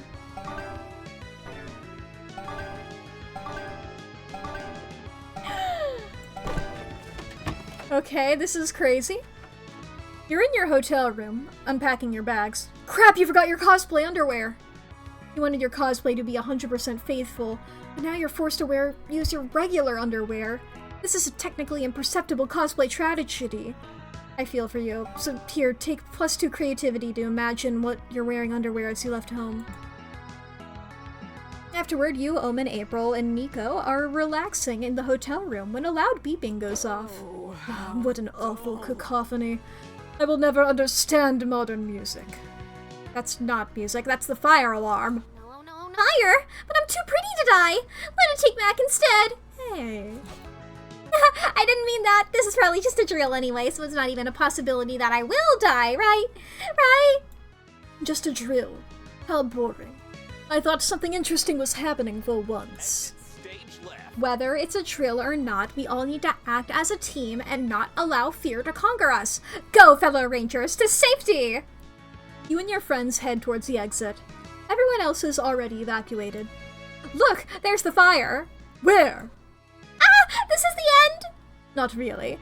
Not really. Just training you for the real thing. Heroes need to stay vigilant. Ha! Thanks for the adrenaline spike, Nico. Now I don't have to exercise today. Can't believe there could be a real beautiful fire somewhere and we're missing it. Should we check the elevator? Aren't elevators the one place you shouldn't go during a fire? Then that is naturally where the fire is hiding from us. Come to me, you elusive inferno! Fire or no fire, you're surely gonna die in here if you depend on your friends. It's up to you to come up with a strategy for dealing with this drill. People perform better under pressure. Make everyone take this drill more seriously by setting the hotel on fire for real. If this is a fake fire, you should take all the fake firefighters. You know, sexy kind. Hell yeah. You call the emergency horny firefighter service. They come fast, but not too fast. Are those firefighters? Yay, we're saved! It seems like they're doing a lot more twerking than firefighting, though. They're fighting a fire, alright. There's a fire in my loins, I'm sure one of these beefcakes could squirt out. This is idiotic. Are all firefighters so useless and promiscuous? How does this even qualify as a public service? One firefighter sprays the others with a hose. Their impractically sheer uniforms get soaked, revealing their lush, bouncing racks. I get it now. A great service has been done unto me. I am endlessly thankful. Nah, these firefighters are sexy, but they're pretty bad actors. Don't they know they were supposed to aim at water during the fire? I have the Don't worry, guys. I'll help you get into character. I think I got a fire cosplay somewhere in my suitcase. Nico lets the firefighters soak them head to toe while voguing. Incidentally, this is the greatest day of your life. You gain +2 fun, but lose -2 boldness. Somewhere with chairs. Okay. I want to see if I can get... Oh, that was it there. I want good creativity and charm are the ones that I'm like really looking at. Those are just the ones that I've been obsessed with. Okay, well we got the creativity. Near the merch hall, you find a mysterious fortune-telling machine. There's a sign that says, "Ask a wish and Zoltar will grant it." Originality is not your strong suit, so you ask to be big. The machine spits out a ticket and says, "Your wish is granted." Keep walking around, waiting to get bigger, but you don't feel any different. Until you look at your butt. Yes, you now have a big, juicy +2 charm butt. Wishes do come true. Afterwards, you, Nico, April, and Zoe head over to work at your super kawaii shifts at the pop-up maid cafe. Oh my god! We are all adorable! Oh. Hey, look! Omen just walked in. So this is the maid cafe. I thought it would be cleaner. Welcome home, princess. Or would you prefer to be called master? Gender is a prison from which I have escaped. I would most like you to address me as your overlord. Reach! Follow me, my overlord. I'll show you to your seat. Hooray! Everything's going pretty smoothly for once. Oh, wait, no. Looks like Omen's gotten drunk on power. Nice job. You call that a Sugoi happy morning dance? I'm not happy at all. Do it better this time. Yes, my overlord. From the top, girls. Here's your Elmer Ice, my overlord. Let's see the magic words together. Moe, moe, cute. Was that spell supposed to make this dry, unseasoned omelet appetizing? Because it did not work. Bring me a medium rare prime rib steak and a chalice of orc's blood to drink. We don't serve that here. What you serve right now is me. Bring me a steak or I shall order someone to bring your corpse home to your mother. Hey, I can't help but notice that Omen's being a bit much. They're being the fucking worst! I'd kill them if I thought I could get the bloodstains out of this apron. Kawaii? Is there something we can do about them? I don't know how many more Sugoi happy morning twerks I have left in me. That'd be for the best if Omen ever wants to redeem themselves. And besides, they totally deserve some payback. How can you end their reign of terror? Maids have been subservient for too long. Call the maids to arms. Ignite the hearts of your comrades and start the long overdue maid revolution. Or, maid problems call for maid solutions. Tell Omen that if they keep being a problem, they'll be having lunch in the cafe's Iron Maiden. Sorry, that's really funny. We gotta go for it. And their outfit already is Iron Maiden-like. You bring out the Iron Maiden. It's horribly spiky on the inside, but it has an adorable frog motif on the outside. Omen, this is your last chance to apologize to us and promise to be nicer from now on. No deal. Puh. You shall not make demands of me. Bring me my steak, you uppity underlings. Well, we try. Lock 'em up. You and your friends try to force Omen inside the Iron Maiden. It's a bit like forcing a cat to get in the bath. Dang, you'd think all these chains and spikes would make Omen less slippery. Ugh, that's Overlord to you! Finally, you shove them in and lock the door shut. Now you can return to work in peace. Let me out! Your Overlord needs to pee! Not until you've learned your lesson. I don't know, maybe we should let them out. Omen's been locked up in the Iron Maiden for a long time. Putting them in another one might be traumatizing. What? No, I don't care. I still sleep in Iron Maiden sometimes. This is just a dick move. Goodbye. In that case, it's the perfect response to your behavior. Have fun in there.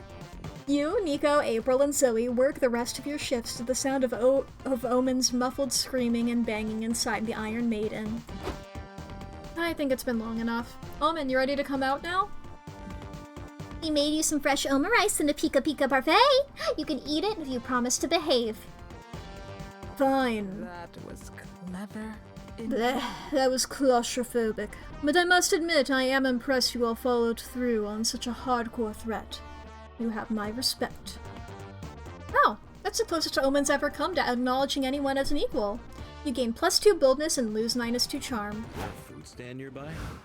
I'm just like, if I get it good, if I get my stats in a way that I want them to be, and I can just choose every location really fast from now on. Well, I got my creativity good. You're walking around the lobby when you feel a sudden urge to pee. Look for a bathroom, quick! The bathrooms are gross, but if you know a thing about bathrooms, it's that using them always ensures +2 boldness. It's the main reason why people use them. Ah, some things never change. I was gonna call out that it's a reference to the first game.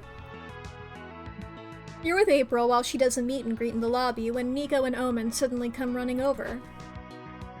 April! What are you doing? Like and subscribe. Spending time with my most favoritist fans who paid $99.99 for the VIP April's Biggest Fools experience. Why do you ask? Because from a distance we thought this was an angry mob. We rushed over here to kill everyone. I've got a thing. Well, it's not an angry mob. Thanks for checking, though. Bye now. But what if it was? You should have bodyguards to keep you safe. With my axe and Omen's homicidal tendencies, we'd be perfect for the job. No thanks. I think I can take care of myself. April, you've had dinner with the president. Someone as famous as you needs to be kept safe. I've told you already, Nico, I've never had dinner with the president. Now please, let me interact with my fans. Okay, who's next in line for a photo? Nice to meet you, sweetie. And say cheese. Cheers! Wait, April, what if this fan came here to murder you? I think there's a 20 to 60% chance of that. You're making those numbers up! Oh, sweet April. All numbers are made up. You know what's very real? People who want to murder people who have had dinner with the president. Omen, grab your weapon. Nico and Omen won't be easily dissuaded. Show them that this fan is harmless before they shatter April's reputation. Or someone's skull. Is harassed by the NBs. Your best fly impersonation and buzz in the fan's ear all day. She'll either punch you eventually, or otherwise prove she wouldn't hurt a fly. Suggest that April fight the fan in one-on-one combat. If April wins, the fan clearly poses no threat to her.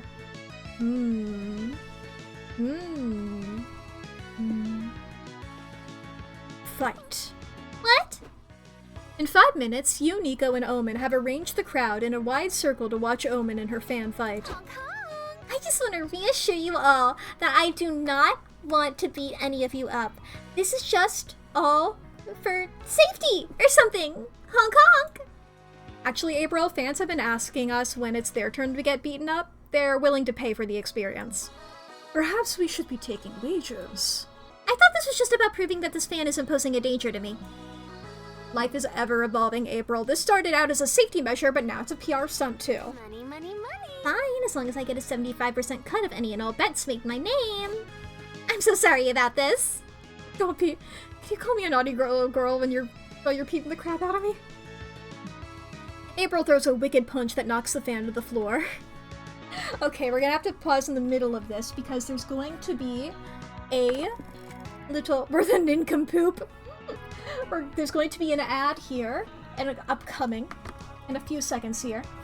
So during this ad break, this is a good time for you to take care of yourself. Do you need to go to the bathroom? When was the last time you saved your files? Have you taken your meds today? You need to get a snack or something to drink? Now is a great time to take care of yourself. Be sure you're all doing everything good. How's your posture doing? How's everything working out for you, you know? Make sure everything's great. And I won't be continuing a pasta water, yes. My pasta is pretty good, but I can always water.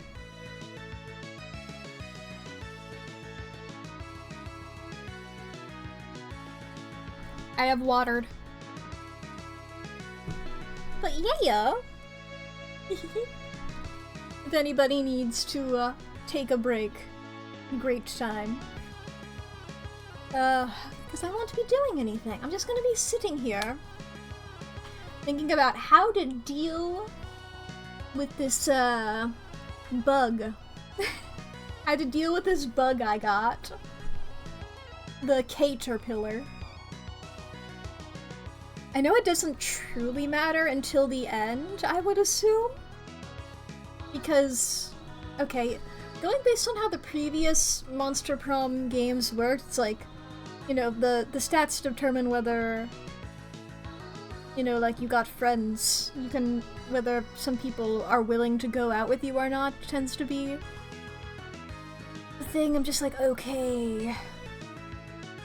I feel like creativity and charm seem to be like the correct ones for Nico. Those seem right. I mean, like fun could be up there as well. I don't know.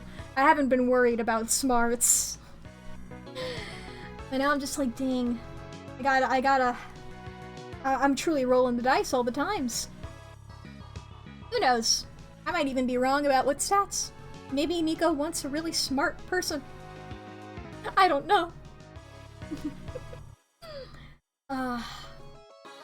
God, this game is so fun. I'm so glad to be back playing one of these.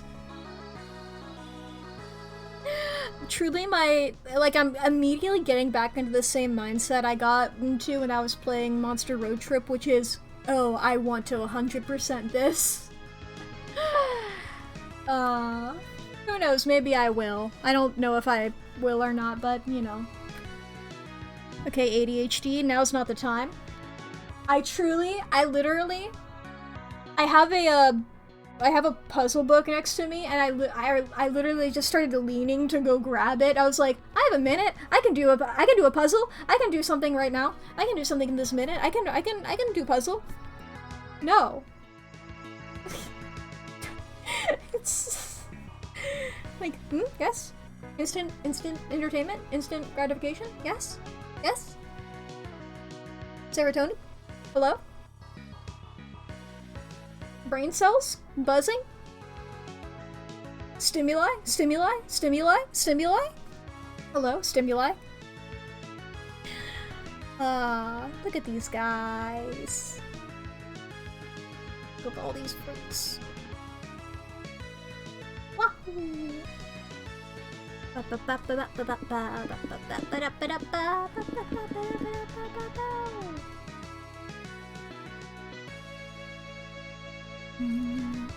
Little guys. These are such a good... Such good, like, just representation of these archetypes. It's so fun. Okay, the ad should be over. Oh, close enough. Oh, genius. See, now oh, she didn't pose a threat to you. We just ensured your safety. By making me fight someone? The ways of bodyguarding are inscrutable, April. Who's next in the pit? I want to see some blood. April puts an end to this PR nightmare, though she does appreciate how much money the betting pool earned her. Take +2 boldness and -2 creativity. Go somewhere with chairs. Truly doesn't matter as much, you know? There we go. Oh, that's beautiful. Okay, from now on, I'm gonna try and hopefully get to a location before anything can change. You attend an indie tabletop game showcase and get pulled into a Euro game based around the classic party game, Never Have I Ever. It's like the original game, but there are different point values assigned to the severity of your admissions. There are also sudden death rules, a phone-a-friend mechanic, and a robber somehow. 2 hours later, you decided that never will you ever play this game again. At least you gain +2 fun hearing the embarrassing things the other players admitted. Now it's time to enter the world of heroines with miniskirts and transformation sequences. You're attending a discussion on Magical Girl anime. Pie. Wow! The Magical Girl Roundtable has begun! All of us love Magical Girls, right? Of course! It's a genre that both empowers women and gives us our upskirt shots. So evil. Makes my sense of feminism take a screenshot. True! And they're so relatable! They have mascots like me! Yeah, we've noticed. Liam Senpai, what about you? So Honestly, I think the whole magical girl trope is a little played out. You take that back! I will not. There are basically only 2 kinds of magical girl anime. The ones that copy Sailor Moon formula, and the ones that try too hard to be edgy. And surely you're willing to put your money where your mouth is and come up with something better. Of course, they should make a magical girl anime where, Mac, you and I were just talking about this the other day. Tell everyone about my amazing subversion of magical girl tropes. Please? Oh, how can you say no to such a pathetically cute request? Come up with a new twist on the magical girl genre. Oh my god, oh my god, oh my god, oh my god, oh my god. The next step for the magical girl is the most logical one. The magical middle-aged woman with new unique tropes like magical soccer mom and magical MILF. And there's one thing that had never been challenged in a magical girl anime.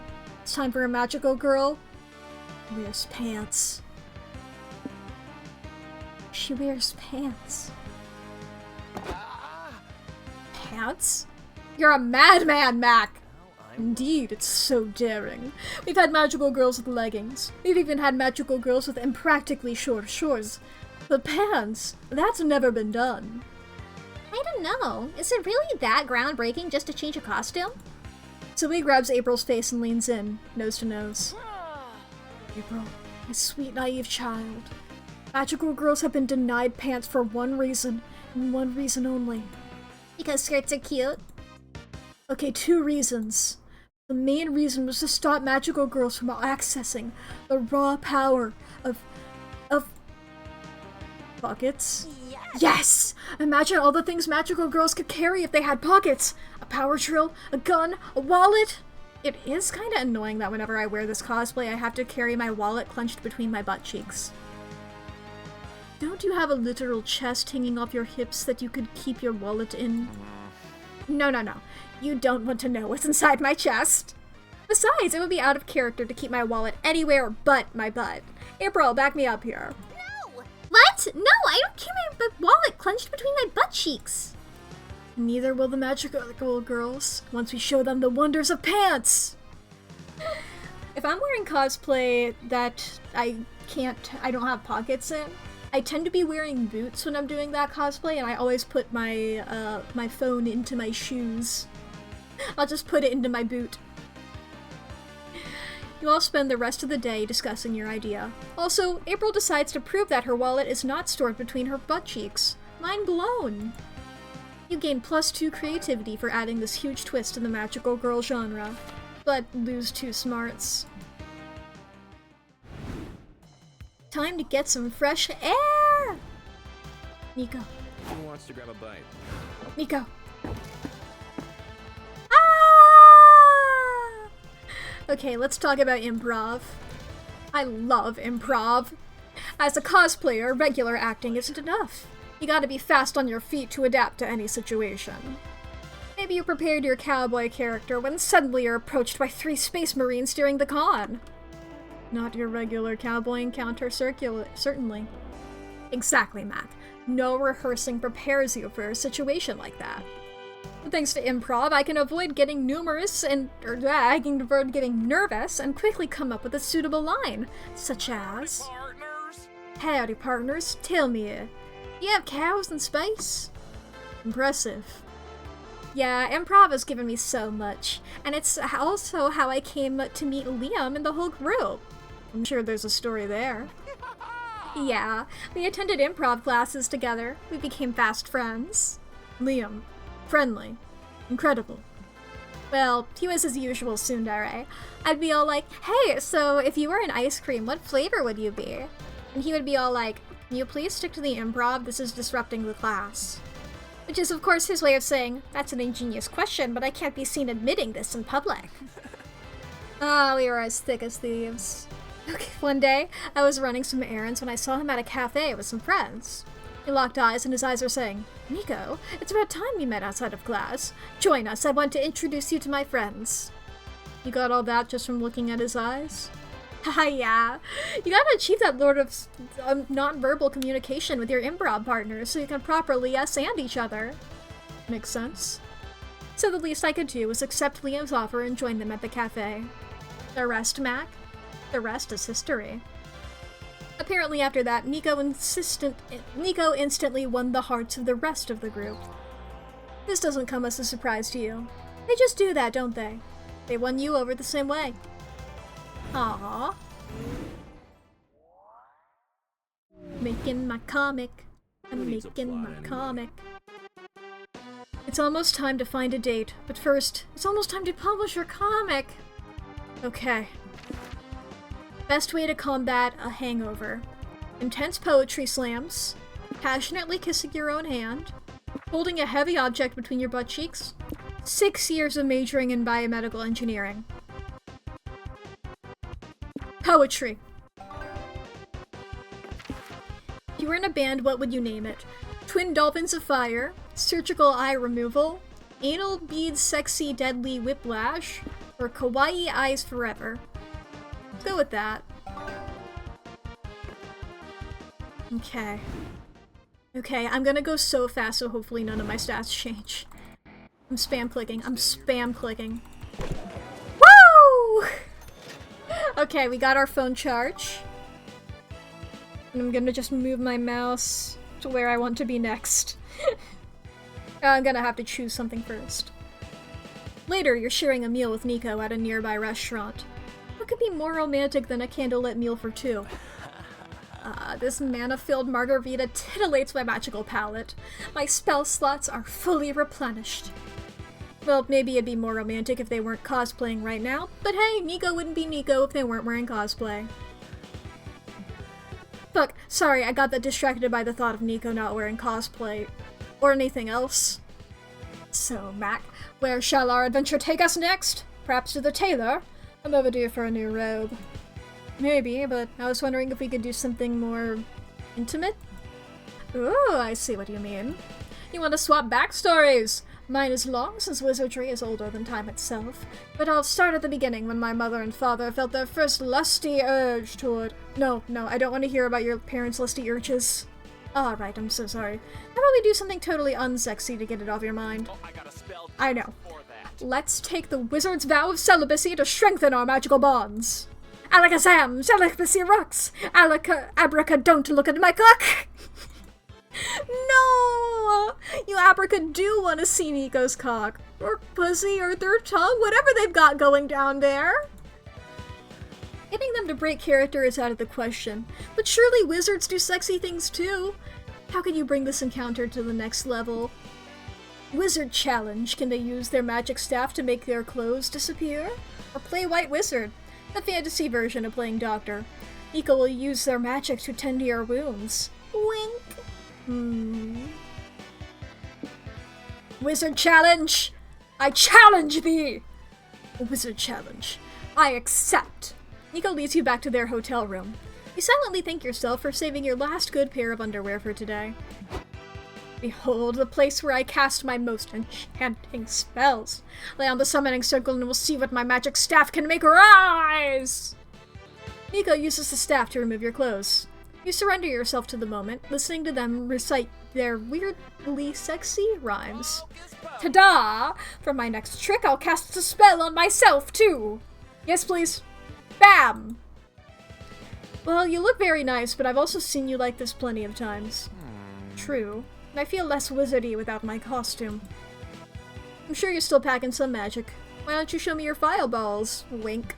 Oh, right! Nico reaches into their chest and pulls out a handful of cloth balls soaked in gasoline. I completely forgot I made this prop. Check it out! Nico lights the fireballs aflame. They're very flammable. Things are heating up in here. By which I mean the room caught fire and they had to evacuate the entire hotel? I'm starting to think the fireball stunt isn't safe enough to work. Yeah, it was kinda, talking about your actual balls. Wait, you meant... Oh, sorry for the misunderstanding. I'll get it right next time. Loving that there's a next time. You gain 2 smarts for rising to the wizard challenge, but lose 2 fun. So where's Don't worry about that. I'm going for fun. Woohoo! You still have some time to spare, so you decide to enter a Splash Kaboom speedrun competition. As you sit down and get ready to crush your rivals, you hear an announcement. The competition is over. You shouldn't have wasted all that time sitting down. Sign up for a slow run competition next time. Oh well. At least you had +2 fun sitting. You're having a great time hanging out with Nico today. Except for one weird little thing. They keep writing down everything you do in a notebook.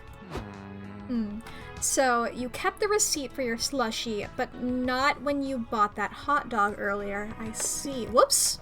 I hit the... I hit the button to pull that up again. Hey, Nico, what's with the note-taking? Oh, don't mind me. I'm just recording everything you do so I can study it later. May I ask why? It's something I do for all my cosplays. Understanding the core of the character is key to affecting cosplaying, you know. What cosplay needs you to study me? My cosplay of you, silly. You're cosplaying me? Yeah? I asked you if I could last night, remember? Flashback to when you were fast asleep last night. Mack, stop screaming, it's just me. Nico, what time is it? I don't know, like 3 a.m.? Anyway, I just had the best idea. Imagine me as you. Can I? Can I please? Yeah, sure, just turn off the light. Oh, I thought that was just another one of my weird erotic dreams. My only problem is, you make so many weird and contradictory choices in a day. I just can't work out what your core is. Do you have any idea? 34 creativity, 24 boldness. You don't know what the core of being Mack is either. Use the call your therapist lifeline. Or, you're unsure what's deep inside yourself. Maybe Nico could check by putting a finger inside one of your holes and seeing what they find. Well, I want to call my therapist. I'm curious what they have to say. Great idea. Your therapist must be even more of an expert on you than you. I'm sure their cosplay of me is great.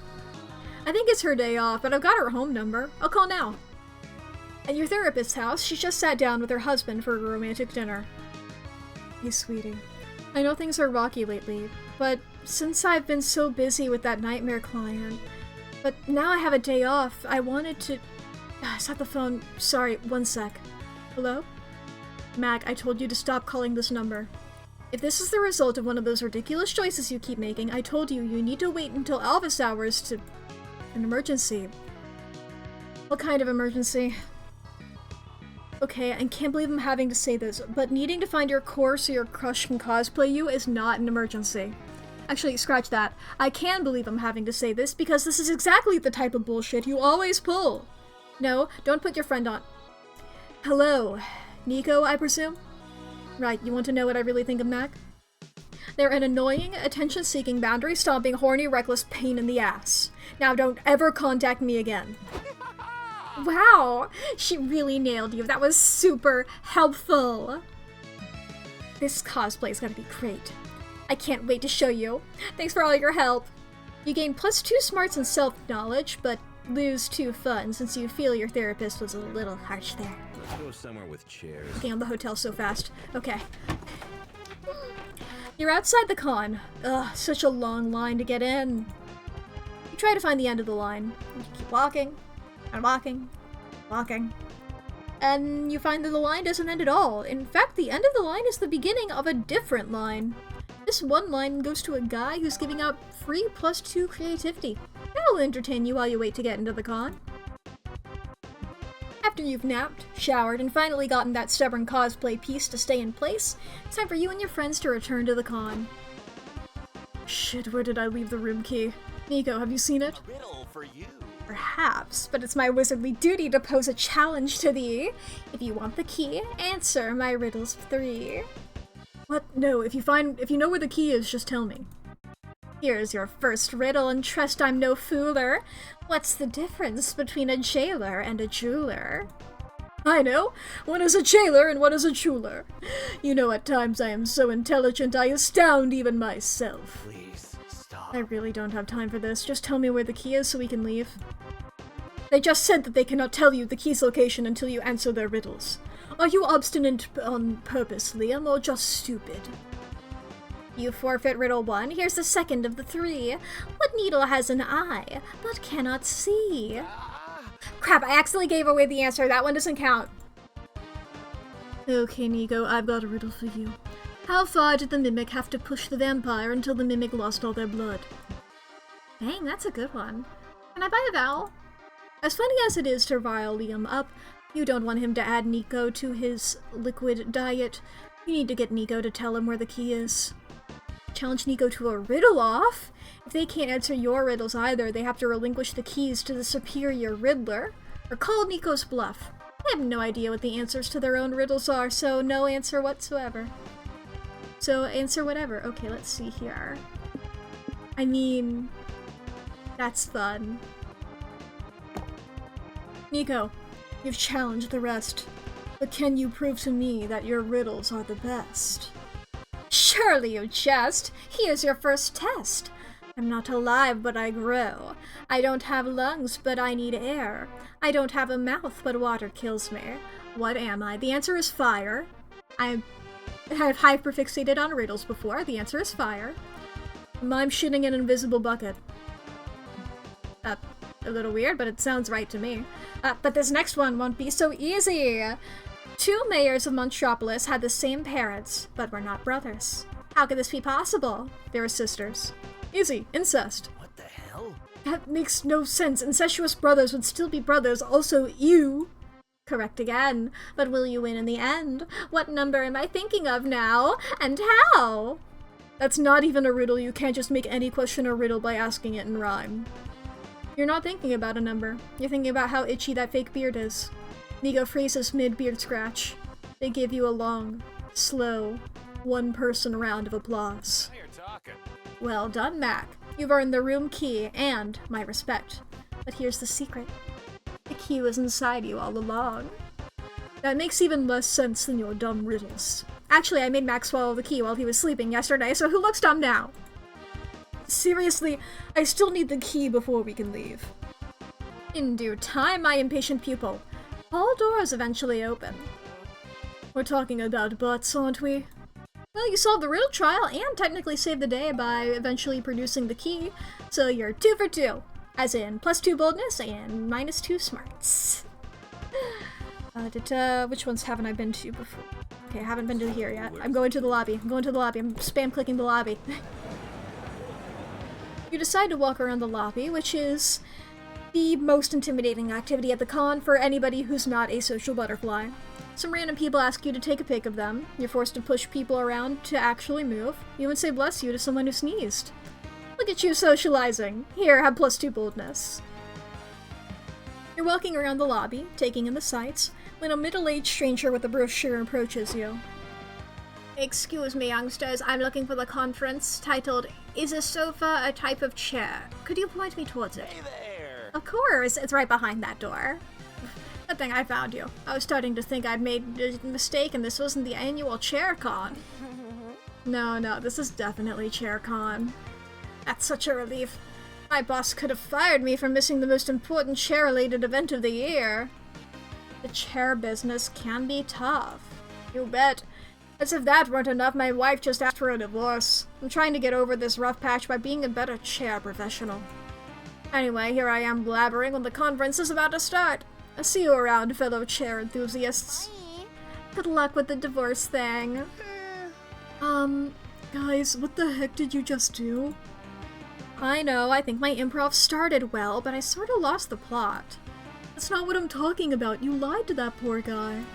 Yeah, but it was just a little white lie, you know, to lift the spirits. Oh, that's what happened? I thought you were fucking with him, and I decided to join you. Well, it's too late to undo the damage now. When that man finds out, it's going to be our fault. So I won't be able to sleep at night. What if we got you some ice cream? Would that be better? No. Okay. What if we spin an elaborate lie so he never finds out he was at the wrong con? Does that make you happy? We have to help. That would be much better, yes. Deal. Let's undo the damage of our lies with more lies. Any ideas, Mac? People around here love cosplay. Convince everyone to help you so this con cosplays as a chair con. Or, you heard there's a gathering of fans of face sitting? Take this poor guy there and convince him that's the future of chairs. Let's go with the cosplay. You start persuading cosplayers to pull off the ultimate cosplay. An entire con cosplay. Soon enough, you've got tens of weebs enthusiastically talking about chairs. Hello, fellow chair enthusiast. Can you help me find my way? Of course. I can help you, for I am Batman. There are two things I love. Fighting crime and sitting on a chair. Yeah, chairs are the lasagna of furniture. Just like this con, which is definitely about chairs. Hey, remember me? Hey, it's you again! How's the chair con going? Good, but I didn't find the conference. Did you lie to me, or... OMG, is that Charles Chair, heir to the Chair dynasty? I've heard his great-great-grandfather invented chairs. That's so. But I read somewhere that... Check out this room! There's at least 30 chairs! Have you ever seen that many chairs together? Yes. At last year's ShareCon. That was last year. These chairs are here now. Yeah, stop focusing on the chairs of the past or you'll never witness the chairs of the future. This is getting too much even for me. I think I'm gonna go sit somewhere. Well, if you need to think about stuff, sitting is definitely the right way to do it. See ya. Bye! And never forget, a sofa will never be a chair. Thank you so much, guys. Now I'll be able to sleep at night. Yes, and all thanks to the power of cosplay! Right, Batman? Indeed. But a sofa can also be a chair, just like this con can also be a chair con. What do you know? Batman is a chair expert! You gain +2 charm for persuading an entire con to cosplay as a different, -2 fun con. The last day of the con is here. What will be my con love? Nico, please. Please, Nico. Let's check out my comic. Yes, yes. Comic. Finally, the art gang gathers round to put all the pieces of your greatest masterpiece together. Time to see the fruits of your labor. Yeah! Damien's gonna fucking punch the world. Oh, and I think this is Coach back here. Punching Harder is a comic about a dangerous world infested with art ghosts. Only an organization known as the Slayers of Art Ghosts can keep them at bay. But in order to join their ranks, you must prove your worth by passing a ruthless test. Winning a fighting tournament. The first part of the test challenges the young warriors to compliment everyone's hats. The second part of the test? A fighting tournament? It's always a fighting tournament. Duh! Our brave hero, yay! Our brave hero Damien I can read. Our brave hero Damien dreams of joining their ranks. All the odds are stacked against him, but he'll do his best, for he has a strong reason to join. He'll get a cool t-shirt if he joins. There's also Aravi, Damien's rival. She's cool and aloof, but her mysterious demeanor hides a dark past she carries in silence. She has a notebook filled with drawings of Damien kissing her on the mouth. Oh.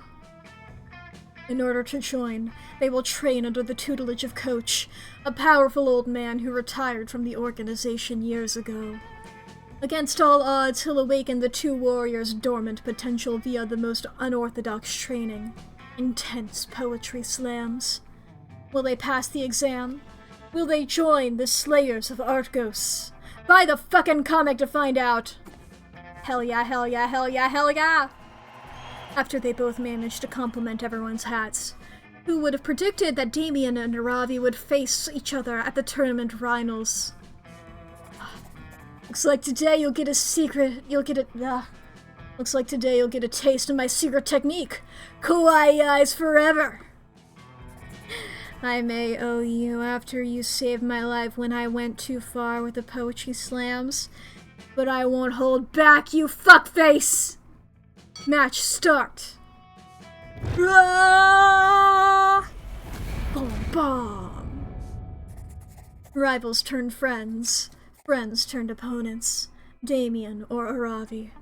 Who will become a Slayer of Art Ghosts? The con after party. You finally gather your courage and ask your beloved to go to the con after party with you. Senpai! Wow! I'd love to go to the party with you, Senpai! The raw, passionate power of our love will keep me dancing all night. And the open bar will help too! Hop inside my... Yeah! The after party was stellar! When the party ended, you and Nico weren't ready to say goodbye yet, so you went stargazing in the park. You reminisced about the amazing experiences you had over the last few days. Nico teared up. They weren't ready for SpookyCon to be over. You took their hands and promised them that even though all good things come to an end, you'll cherish the memories you've made with them forever. Then you kissed them, and they kissed you back. And then, well, let's just say you two made a memory you're gonna be cherishing for a long time, semicolon closed parentheses. Hell yeah, hell yeah! I love just seeing all the stats fill up here. Hee hee hee.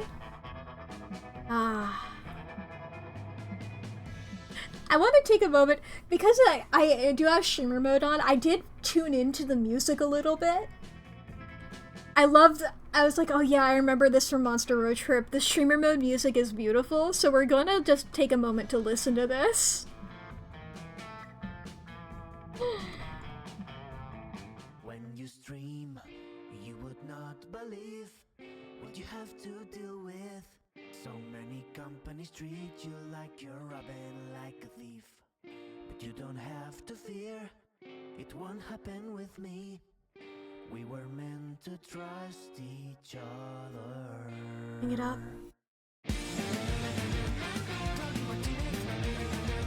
His music's awesome. Make sure to call me if you need the good song. This is the moment where I remind you to leave a good review. I bid you all welcome to the streamer version of Monster Prom credit song. Technically this time I made the other credit song, so you can really stream that one. But we couldn't pass the chance to include this thank you, and I'm charging for both songs, so who am I to say no? Don't be shy, subscribe and like, 'cause when we stream, you would not believe what you have to deal with. So many companies treat you like you're robbing like a thief. But you don't have to fear, it won't happen with me. We were meant to trust each other.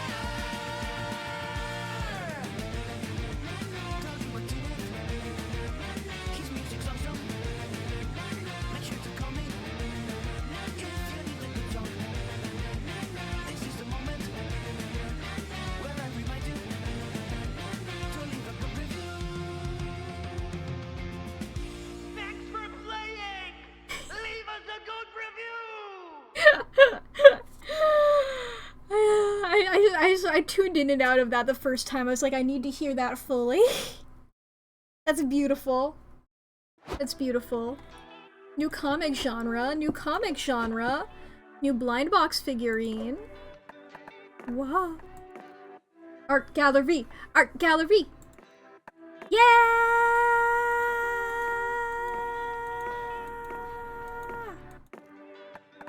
Okay, okay, okay. And we got, of course, our comics here. Punching harder.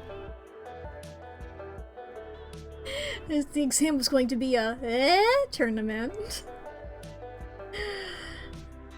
That saved my life. Well,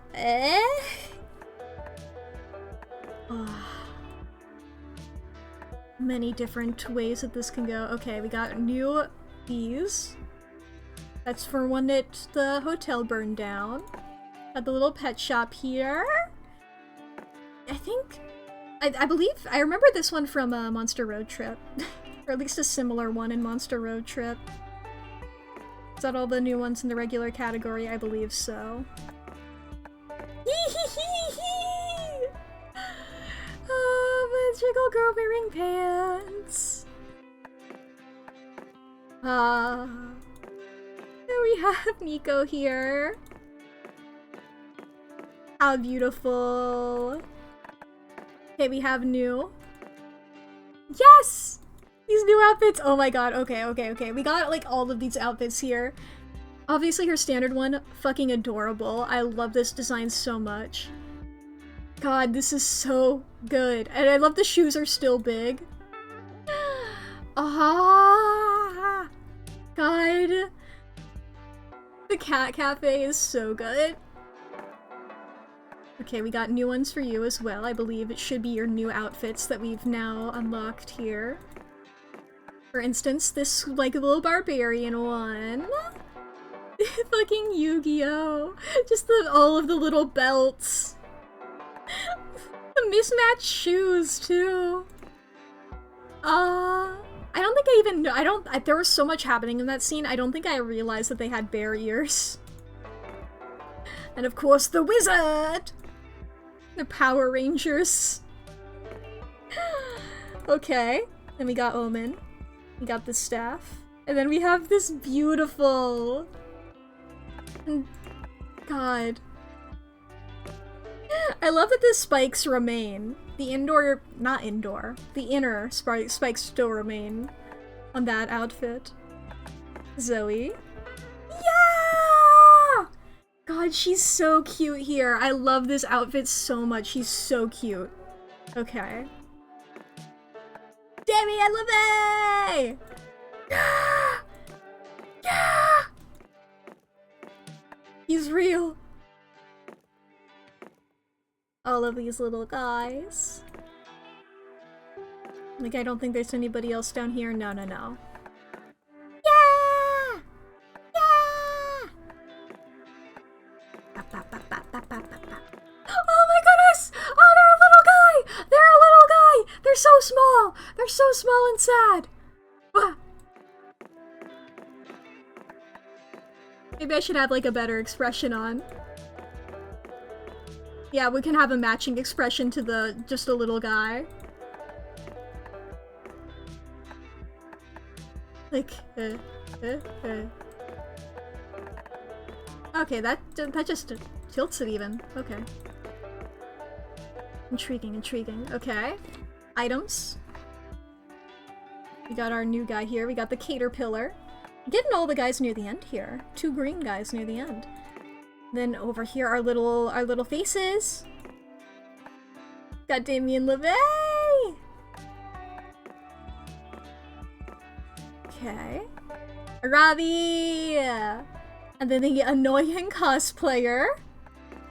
Beautiful. April Fan 3. Office guy. Stabbed congoer. Diablo's wife. Cosplay Batman. Drunk celebrity. Who else do we got? Rush Richards. Round Table guy. Okay, that one's actually probably supposed to be Matt Mercer, maybe. I don't know. He seems influenced from him, because this other guy, it seems like, is a Keanu Reeves. I don't know. Ah, what a beautiful time.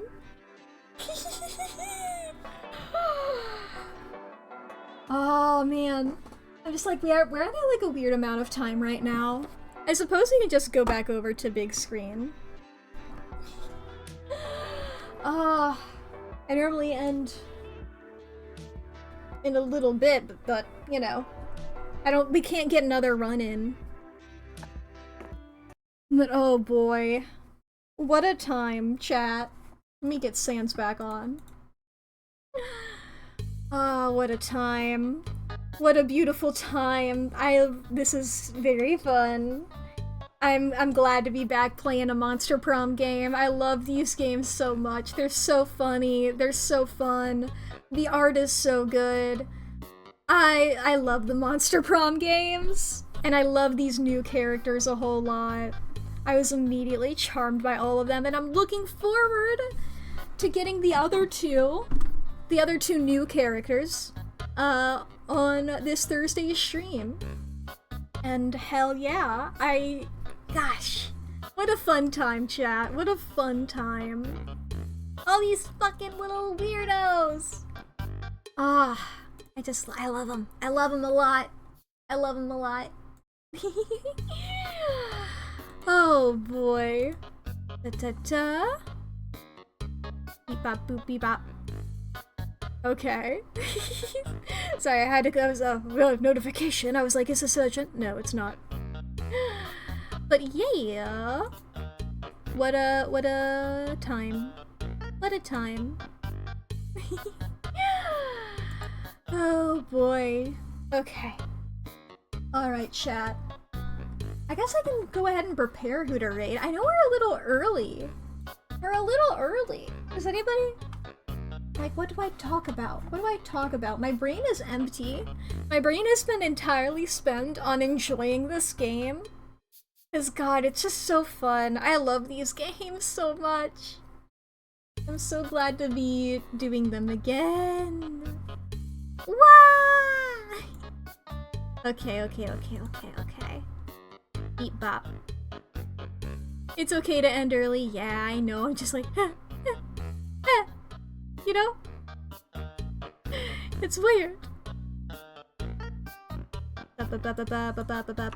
Sorry, I had to change a quick thing. Let's see here. We can see who's live. Who's live? Who's doing thing that we could raid into? I've raided you recently. I've raided you recently as well as you. Who's doing...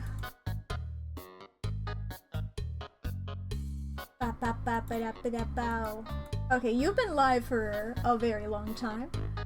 Let's maybe not do that. You're probably ending, honestly. Okay, let's see here.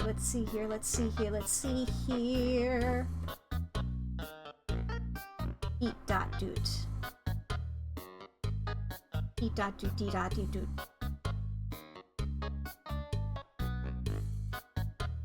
Maybe I should find somebody who's in the same category. Who else is playing this game? I was gonna mention this before, chat. This is the first time I've played a game that's relevant. Like, this game came out very recently.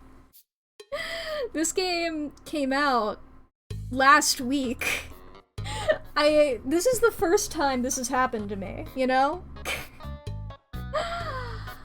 Oh boy. What to do? Mack relevant? I know, big if true. Oh my goodness, I don't know who this is, but their design is so cute. Oh my god, they're so cute. Wait. Let's see here. A little ba-ba-ba. Dee-da-dee-da-dee-da-dee. Okay, I don't immediately see pronouns, but okay. It seems like this person is still starting their stream. Like, they haven't gotten to the game yet. Oh my god, they're so cute. Okay, chat. Majide Maki? Is I believe how their name would be said. Oh my goodness. You guys are gonna see this design and you're gonna immediately understand what I'm talking about. Ah, the cat ears are wiggling. Okay. Okay. Chat. I will see you all on Thursday. We're gonna be playing more Monster Prom. Monster Prom 4 specifically, Monster Con. We're gonna play as the last two player characters and romance the last two new characters. Sorry to all Zoe and Liam fans. I also love those freaks, but you know. I want to see the new guys, you know? Like I've those two have been in the game since the first game. This is the fourth game. Like, I know Zoe and Liam. They're great. But I know them. I want to find out who these other guys are, you know? But yeah. I hope you all have a good time over there. But yeah. Bye! Go raid. Do that now.